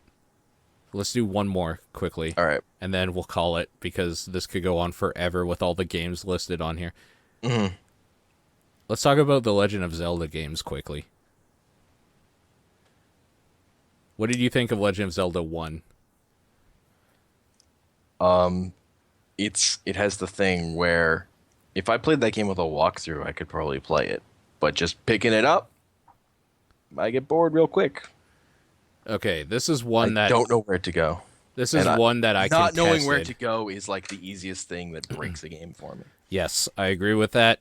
This is one that I contested, even though a lot of people are like, it's like the one that started them all and stuff. I kind of don't like a lot of what Zelda has become with like a lot of games, but the thing I always hated with the old ones, I still give some leeway to Zelda 2 in this regard, but it was just as bad, is that it just expected you to, this was the only game you had, so you should just play it forever until you find out how to beat it. The fact that you actually have to, in the first game, burn a bush that has no indication to get to the final dungeon or whatever is stupid. Yeah, but saying you have to like just know is bullshit because Nintendo Power exists. Like, No, I know they that. were making games to sell a magazine. No, yeah, no, I know that, but So like, playing them with a walkthrough is like yeah, expected. yeah. So like a lot of people think that the first Legend of Zelda game should be noteworthy, and I think it probably is for the wrong reasons that I don't like in video games, and that is the game that like the only time I beat it was not recently, but like in my older years when the internet was a thing and I could just like see the parts that I always got caught up on as a kid. That's why I had, even though I don't like the game very much, A Link to the Past I put as a noteworthy game because it took what the first Zelda tried to do and made it accessible, basically. Yeah. Like, you could play it. Even just the stuff where, even though it was, like, so ham-fistedly put in sometimes, and a sage would just say, go east. And it's like, oh, okay, so if I go this way, yep, there's the next dungeon. Like, it was kind of hand-holdy, but... Yeah, Link to the Past, I've in terms of playing it, I kind of had the same issues I had with the first one. But watching speedruns, what I've come to really appreciate it, I've become to really appreciate a lot of things, particularly the fucking boots that let you do dashes. Like, that you can do dashes in that game completely fucking changes it, in my eyes, honestly. That's a huge difference. Yeah. For how quick you can move through stuff. The biggest bullshit thing people say too about Link to the Past is that, or about Zelda 2, is that like it doesn't feel like a Zelda game. It's like, motherfucker, when that game came out, you didn't know what a Zelda game felt like. So I'm gonna say Link to the Past doesn't feel like a Zelda game because it just retreaded on what the first one did, even though they evolved in the second one and tried something new. Boom, mic drop. What I like about 2, honestly, is the fact that, like, I can't remember who said it. I think it was my friend Calvin here in Calgary. He's like, Zelda 2, the Dark Souls of Zelda. And it's so fucking true. It was one of those ones that you kind of, like, had to know what enemies would do, how to counter them, get the power-ups to, like, feel better and stuff. It felt like you were progressing through the game. And, like, you could... Like, it could get grindy if you sucked, which I did as a kid. Yeah. Like, I'm not nearly as bad as I was, obviously, because I'm an adult and I've played video games longer than I used to. So, I don't have to grind nearly as much because I can just keep progressing and leveling up and doing smart things with that. But as a kid, I really fucking hated it, but I grinded out so much just to, like, feel like I was empowered. It was one of those games that, like... That's kind of what I liked about it, too, is that I wasn't as good at it, but there was still a way I could level up and like feel like I'm on par and make it easier for myself. Whereas now it's like, well, now that I know the game and like know enemy patterns and what to expect and where to go, I feel like I've mastered it, sort of thing. Like I know how to play it, and that's nice. Whereas the first Legend of Zelda, I never feel like you master it. You just know how to get to the next part or whatever. But that's, I don't know. I guess the other problem I have with the first Zelda is that the part I loved about the first Zelda and even Link to the Past was done perfectly by Isaac. Like they took that old formula and made it compelling enough that I don't feel like I ever have to go back to those games. The overworld was always the worst part for me. I hated it. Because you would get lost, you're looking around, shit would be randomly attacking you, and then, oh, if you lift this bush, there's a hole that you can jump in. Like, I always fucking hated that shit. That being said, Zelda 2 did some bullshit stuff like that too, where in dungeons there would be a literal one single hole you had to fall down to progress, and like there were things like that because Zelda games have always been dumb like that. But Yeah. like I said, I give it a little bit more leeway, a little bit more. Yeah, for me it would. I never really played it that much, but it would be the same thing of not knowing where to go, combined with I have to grind too, and I don't know where to go. And yeah, that as much as I bought in on Final Fantasy VII. Like the grinding stuff in games, I don't enjoy. I'm not gonna. Like I can, but I have to be bought in somehow. Right. And I don't think I ever was with Final Fantasy VII That's fair enough. in the way that I was with Zelda 2. Because it felt like back in the day, that's just what you did, sort of thing. So like I had that background in it. But when I got to Final Fantasy VII, I was kind of done with that because I was like, no, this is the PlayStation. I'm not doing this fucking grinding shit anymore. Like, even though I did it on the NES, which was so much worse. Yeah, fair enough. God, that was so bad. But that's also what shaped my love for Demon's Souls and Dark Souls and stuff. The basic core mechanics that never change throughout the game, you can only empower them slightly, sort of. And what is enjoyable about it is finding out where to go and then killing shit along the way and getting some trophies out of it, basically, or experience. That's what. So, yeah, I don't know. So I would at least, would you say there are games that have achieved what it tried to do better than it did? Which one? Well, like Zelda 2. Okay. Or Zelda 1. Either one, since we've been talking about both. Zelda 1 for sure, I would say games have done what it was trying to do better. Oh, in the same fucking series. Yep. A couple years later. Yep. A Link to the Past is completely just the better game. That's why Link to the Past is confirmed, because it just is. That's why Zelda 2 is actually contested in agreement with both me and Nathan, is because I felt what they tried to do was done, like it took generations, but it was done better by Souls games. Yeah. And that's why we never got to that part, but I would have fought tooth and nail for the Souls games to be confirmed.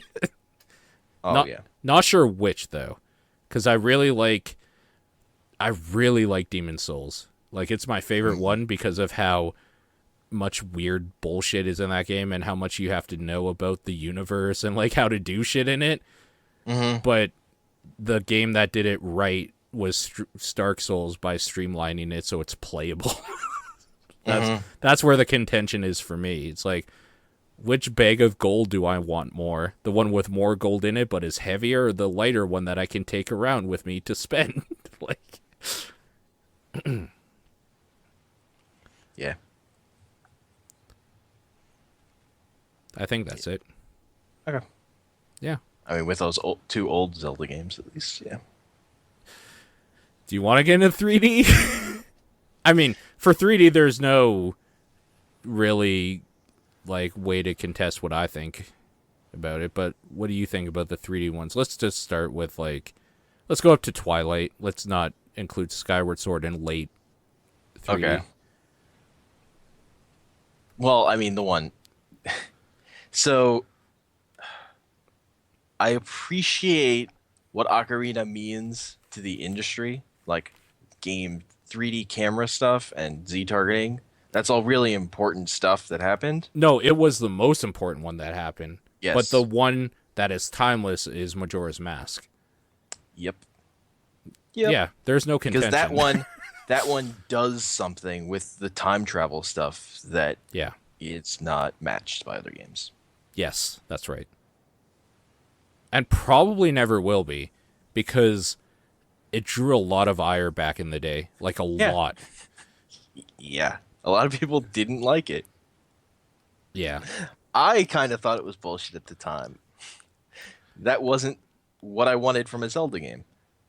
Now that I'm like, no, I don't actually really like Zelda games. This is interesting, at least. This is something. This is trying something and succeeding in certain ways. Yeah. Yeah, no, I definitely agree. But I will say still, as much as I don't like Ocarina of Time in a lot of regards and give it a lot of shit, it has some of the best music Nintendo has ever done. It's so good. Yep. Yes, that's... I listen to Song of Storms every day. Like, it never gets old. And it's just like a few bars of a melody that people can expand on and make a heavy metal version of, or like a violin playing it, or some weird techno remix. It's all so good. Not all of it, but most of it. They fail. It's the Song of Time. Song of Time is so good too. It's really good. Saria's song is I don't like it very much. Yeah, it's okay. It's jaunty though. If you want a jaunty tune, that's it. Yep. Zelda's Lullaby is just beautiful. Like, that is Yes. well-written few bars of music. Yeah. And, like, Good ass music. the name is so... It sounds like a royal lullaby. Like, it's so good. Which, I mean, that they fit that music on that fucking cartridge. Fucking incredible. Oh, yeah, no, for sure. Remember when you had to buy expansion packs for some games? On the N64? Yeah, the expansion pack. You needed it for, I know, Donkey Kong 64 and Majora's Mask. For sure. Needed it. Also, holy shit, what was it? Yeah, you needed it for Majora's Mask. I think you needed it for Perfect Dark. I think you're right. Because Perfect Dark had fucking bots and stuff, so it probably needed it. Because I remember I got an N64 like years later. It was already in like pawn shops and stuff. So I got one, and lo and behold, it didn't come with one. And the expansion pack costs like as much as a N64. It cost double what I paid for the N64 with 3 games and a controller. Yeah. It cost me $90 for an expansion pack, and it cost me like $30 for the N64. I was so fucking angry. But the problem is, like, a lot of the games I wanted to play again needed that thing. So, yeah, I don't know. I really hated the time of memory cards and shit like that. I really hate it. Brutal. Yeah. I made the mistake when I first bought a PlayStation. I didn't have a memory card, and I was like, fuck.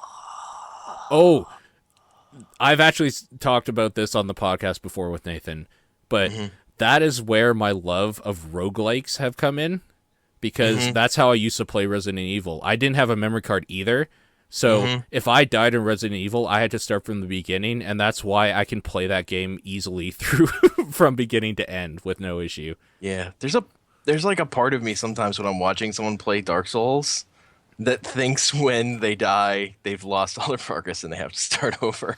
I don't know why that happens in my head, but it does. And then I'm like, oh, right, they just respawn in fuck, this game's easy, whatever. Yeah, actually, you're not wrong. I agree. That's why I never understood why people say that Souls games are hard, because if you grew up with old games, first of all, like, the things that make Souls hard is that you need to have patience. Yeah. Yeah, and if you grew up with old NES games, you grew up having to be patient. Like, sure, you would get mad at yourself. You might even throw the controllers. Like, that's bullshit. But, I mean, I do that in Heroes. Like, it doesn't matter what game you play. That's just a human nature thing.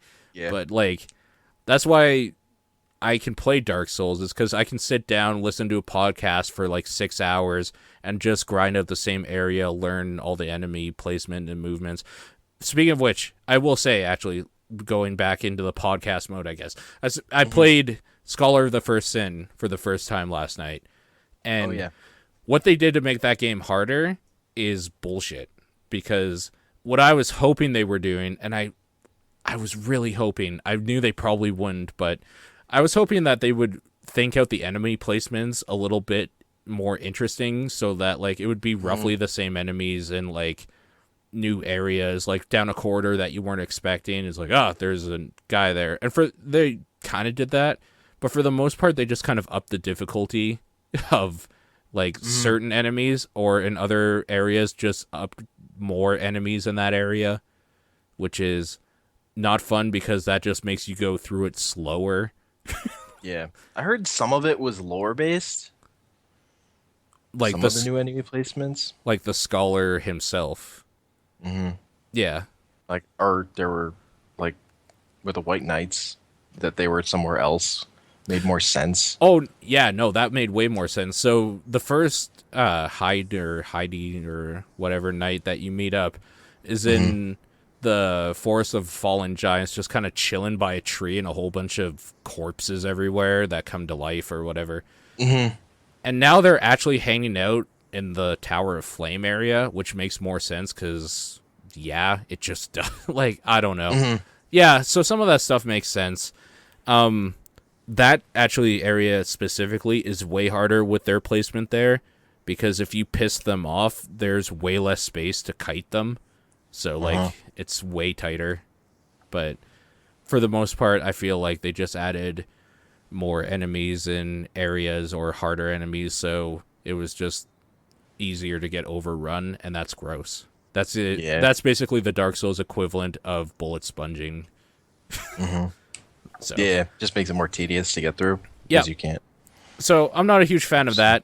I think the old Dark Souls is still probably the way to go. That being said, running at a full 60 plus frames per second is super beautiful. Oh, did it seem like your weapons were deteriorating quicker than normal? This is another problem I had, and now that you bring it up anyways, I didn't know if this was just me going crazy. The broadsword you start with, the knight character is what I started with. His sword broke after the first area. So what I've heard is the reason the durability is so low is durability in that game is tied to frame rate. Ooh. And they didn't fix it for this release. What? So stuff just gets worn out twice as fast. I know my camera's frozen, so you can't see. I'm just holding my head in disgust. I'm actually mad about that. And the reason isn't necessarily that they made a mistake and that is kind of game breaking. It is because with this whole modding thing that's going on, and like with Steam and Valve and the modding community and blah, blah, blah. Yeah. The only reason Dark Souls 1 was playable is because a modder had to fucking fix the game.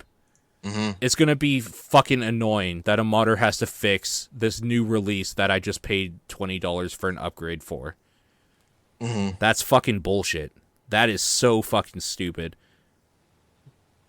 God, I should just buy a fucking PS4 and play Bloodborne. Was it Bloodborne? Yeah. Yeah. Bloodborne already. That probably has the same thing, because that game's 30 frames per second. Yeah, but I won't know the difference because it'll be cinematic. Every time I go to a console, like, if something doesn't run at 60, I don't even care. Yeah. Because I'm like, no, I'm on the pleb machine. I'm okay with the pleb frame rate right now. When I'm on my computer that I've spent good money to be able to run stuff, if it's not at 60 frames, I get legitimately mad. Yeah. So, that is fucking stupid. Yep. Huh. It's like how they designed that game, though. So, funny side note to that, I was actually going to take a highlight of it, but then I realized it would be boring. Because my sword broke, I went looking around looking for a sword, so I went to one of the dudes that's just sitting around with a giant, like, blue greatsword that is kind of hard to kill until you're leveled up a lot, and as a level 3 guy who put way too much stats into Faith and not enough into anything else, I just punched him till he died for half an hour. I just kept dodging his attack. You can do that is what makes Dark Souls great. So I got the sword, and then I realized I need 35 strength to hold it up. I have 11. Great. And I put 6 or 7 levels worth of souls into Faith just for the hell of it. Because I was like, lol, gotta have Faith, so I leveled it up all the way. Then I'm like, I'm a fucking idiot. I should have put that towards something I could use. That being said, even with the sword breaking, I was still able to kill an enemy by cheesing it, then killing the priestess after that enemy, taking her thing, going back to Majula, dancing around a bit, and then punching that other dude to death. So the fact that you can do that without a weapon in Dark Souls is hilarious. Yeah, that's great. Yeah. But that is actually I was saying this on Twitter once, and I wasn't sure if people were understanding me. I was saying that I feel like people misunderstand difficulty. They do. That it's not about actually like how actually hard something is when you're first doing it. It's about like that balance between how invested you can get in and putting the time in to get better at it. Yes. Like how compelling the game is to make you want to be able to get enough experience in playing the game that you can do it properly. Meat Boy. Yep. The reason I bring up Meat Boy is because it's the one indie game I will say is one of my favorite games of all time. Every other indie game has failed to make that goal of one of my favorite games of all time. Binding of Isaac? I don't like it as much as Meat Boy. Fair enough. But it has way more replayability, so it's more addictive. Also, I don't feel like I am in Isaac the same skill level as I got to in Meat Boy playing that a lot. Fair enough. Because I remember when Meat Boy came out, it being really hard, me getting really frustrated, beating the game the first night it came out, though, because I played it all night. October 20th is when it came out. 2012, I think? Or maybe 11, I can't remember. And then I remember the kid stage specifically, a whole bunch of spikes, and you have to double jump through, and like little spots that you can land on to wall jump and blah, blah, blah. I remember getting that after, like, me and my friends tried for 8 hours one night, just passing the controller around, playing that, not getting it, and then the PC version comes out, and then just, like, blow through the whole game, even though, like, the PC version came out a year later, maybe 2 or something, really late. Yeah. And just still having that muscle memory to blow through the game with no problem, to go through the dark world, no problem, then go to the kid stage just for fun, beating it on the third try. Like, it's one of those things that's like, you train yourself, like, you train your muscle memory basically to do the work for you, and you can just do it. You just know how it works. That's where the difficulty balance should be. Yep. But you're right. Like, too many games think it's like the Halo way, how they did it is fucking terrible. I fucking hate how Halo 4 did difficulty in that game. They were all bullet sponges. There was no, like, difference in enemies basically at all. Halo 4 was an abomination of fucking Halo games, which is too bad because I really like ODST a lot. And even old Halo games, because the difficulty was in how many more enemies they would add and how unique they would be. So, like, you would have your enemies with the shields, you would have the ones that, like, had the spiky shooting things, and you would have the little guys that would come at you, the guys that would blow up, and, like, you would have a bunch of different enemies and, like, where they were and how they would chase you and their AI and stuff. And that was compelling because it felt like almost a chess game, like a puzzle board or something, when you would jump into a fight of how you would take out this guy and then move on and, like, lure these guys up, kill them, blah, blah, blah. And Halo 4 was literally just, I hope you have enough ammo to kill these rock monster things. And like, fucking stupid. These crystallized rock monsters or something. What a terrible game. What Halo game it was, but Like my one time really, because I never owned a regular Xbox. Yeah. My friend did. So my only time really playing the single player, because I usually played multiplayer stuff with him. Like I remember enjoying it until you had to play as like one of the aliens, and then I didn't like that gameplay nearly as much, and then I hit a wall. Was that Halo Nope. 3? Oh, It that would have must been have on been Halo 360. 2. Yeah. You know, I never played Halo 2, so Mm. maybe. You had to play as one of the aliens, huh? Yeah. But I didn't like their gameplay nearly as much. I still remember when Halo 1 came out and how, like, playing it, it was just like, this is how shooters should always be. It felt so good. I was still sort of snobby about it, because like, no, never, you play shooters on the computer. Oh, yeah, no. Like, you play shooters on computers, but, like, I was amazed that I was playing on a console and it didn't feel like shit. Yeah. And then that I could play with 3 other people. It's fucking amazing. Oh, the good old days. I was in like a weird place where I was like, just play. It's either GoldenEye or it's PC. For whatever reason, that's See, where I was at the and that's time. why I really liked Halo, because Mhm. I grew up like playing a lot of GoldenEye, Yeah, and then going back to GoldenEye. Holy fuck, that can't go home again. so that Can't game go home again. was always inverted, Mhm. and that ruined my brain for years. I had to play every shooter, even on PC, inverted. And it was really fucking weird. And then one day, I was playing a game. I can't even remember what game. I think it was Condemned 2 on the 360. It felt weird, so I changed it back to normal. And then Yeah. it felt normal to me. Like, Huh. I don't know what the fuck happened. Like, there was a short circuit in my brain or something, and it reset back to how normal people play video games. But GoldenEye ruined it, because to look up, you pushed this down C button, and to look down, you pushed the up C button, or something like that. I can't remember. And it fucked my mind for years during my formative years. It was really weird. Weird. People made fun of me for always inverting.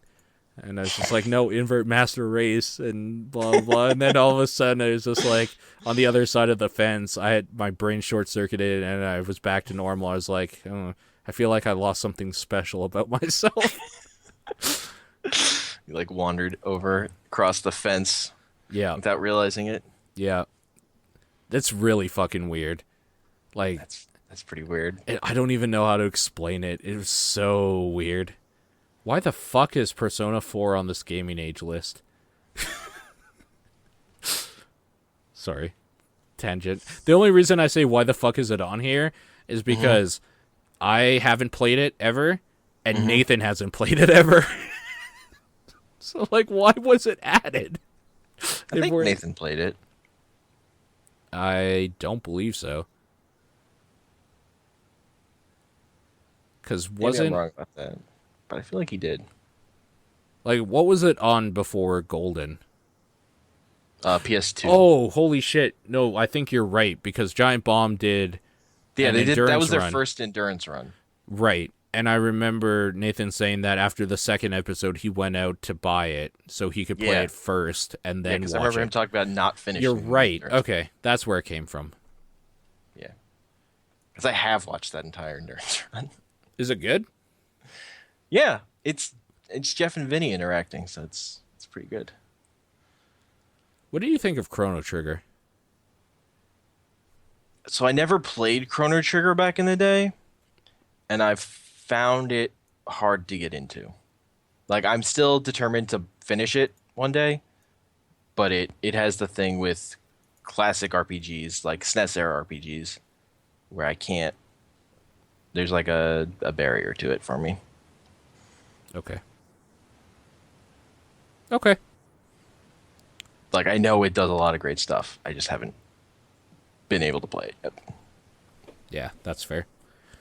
Okay, that will officially do it. All right. There we go.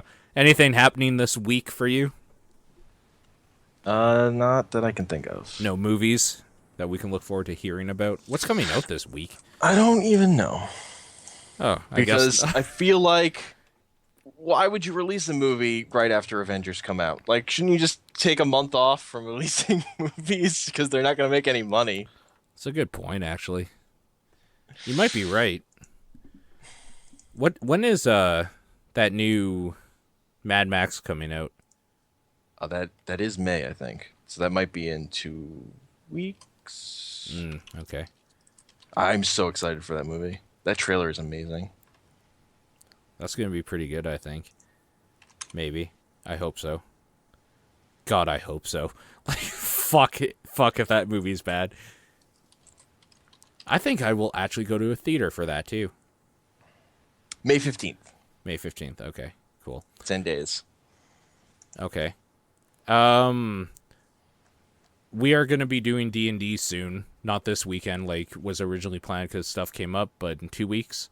Mm-hmm. And I think I will be streaming that and then saving the VOD, so there will be access to that.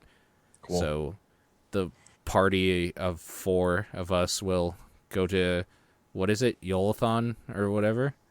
I think that's... I remember... I don't know how to pronounce it. I remember saying, like, can I just call Yolathon. it J-Lo-than or whatever? And he was just like, excuse me, or something. It's just like, never mind.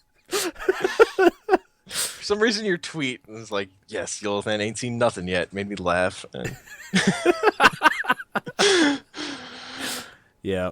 So, I'm actually I'm looking going... forward to that. Friday, I'm actually going to visit BioWare. That's going to be interesting. Cool.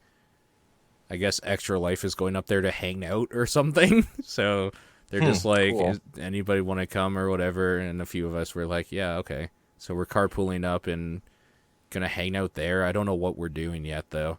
I think they're just doing a tour of the place because BioWare is a big supporter of Extra Life in Edmonton. So I think there's going to be like an Edmonton-Calgary meetup for a few people. Then we're just going to go look around the offices and see what they do and all that sort of stuff. I'm a little weirded out because I have to sign an NDA. So that I actually asked permission, like, can I even say where we're going? And he's just like, well, they posted about it, so yeah, it's fine. So, but I would say maybe what we're doing, but I honestly don't even know. So Yeah. I haven't signed an NDA yet. They're sending it to me, but it's not signed Talk yet. about everything you know until you sign it. Everything I know is nothing. that Friday we will be carpooling up to Edmonton to see the offices. That is all I know. So if you want to plant a camera on Paul, do it before. Yeah, pretty much. Saying it's pronounced Yaloton. Yellowton? Okay, cool. The Age of Change. I already have an overlay set up and everything, so I'm looking forward to that. I think that's gonna be super fun. Yeah, that's gonna be super fun, especially after it was all kind of a dream, an idea of what it could be like or whatever. But after having that like combat tutorial, that was great. Yeah, that was a great bit of just like interacting with people about like kind of in character a little bit. So that'll be interesting. Almost getting our asses handed to us by rats. Not even swarms of rats, just regular rats. Specifically, David almost getting his ass handed to him by rats. That poison, man, holy shit, and those rolls were so bad. So many bad rolls. There are going to be so many bad rolls. We should talk more about seriously doing the Dota thing. Yes. Like, I think that could be fun. There was another podcast, actually, because you brought up the Sailor Moon thing where there's, like, doing a episode per episode or whatever. Did you hear about these dudes that watched... What was it? Grown Ups 2 every I have heard week. about this podcast. Every week of the year. Yeah, I haven't listened to it yet. I haven't either. I've heard about it from many sources saying it's great. Yeah. It's like the worst idea podcast or something. Yeah, actually, I think that's what it's called. So anybody who like wants to know what we're talking about, these two dudes did a podcast where they would watch an episode or do like a watching of Grown Ups 2 every single week and then do a podcast right after. And they did this for a year. So there are like 52 episodes or whatever. They've seen the movie 52 times, Grown Ups 2. And apparently you can just hear them like get worse and worse and crazier and just like start laughing about dumb shit that happens in the movie or things they didn't notice before and all this stuff.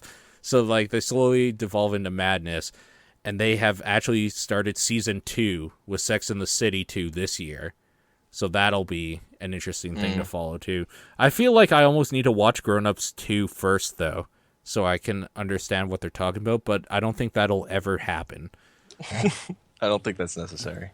Yeah, probably I feel not. like I've seen enough. I saw enough trailers for that movie when it was coming out to know what that movie is. Terrible. Yes, terrible comments. So there's my shout out.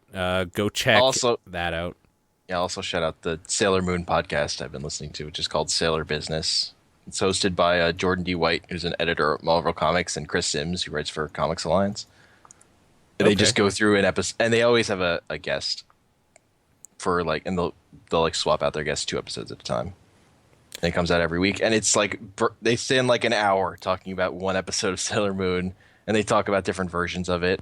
Like for a bunch of the early episodes, they're talking about the American novelizations, which are written by a 17-year-old girl, and then later they get her on as a guest. Amazing. She's now like an editor for Tokyo Pop. Amazing. So it was great. It's great stuff. Oh man. Okay. I will actually leave I will leave the names for sure, but I know they won't translate over. I'll leave links to the shows we're talking about in the description for the podcast or whatever, the show notes. I know they won't carry over to iTunes as like clickable links, but I'll leave them in and you can copy paste or something. We're back on iTunes. Boom. Yay! It took 4 days for Apple to get back to me and say, yeah, that's fine. That's why I was saying like I kind of wanted to hold off to make sure the feed was up, but it didn't matter. We're back completely. Like 145 was uploaded 2 or 3 days ago or something like that before I left over the weekend to do my thing. So that's up. This will be up probably tomorrow night after work, I would assume. So we're back on schedule a little bit. After we're done recording here, I wanted to throw another idea out to you for something I've been wanting to do for a long time, but didn't know how to implement, especially because Nathan hates the internet, and it's hard to get somebody to talk about internet stuff when they hate the thing they're talking about. So it seems like a problem. Yeah, so I've never kind of brought it up, and I know he'd be against it anyway, but we'll talk offline about that. Other than that, thanks for listening. We'll see you next time. For our podcast, woo! Woo!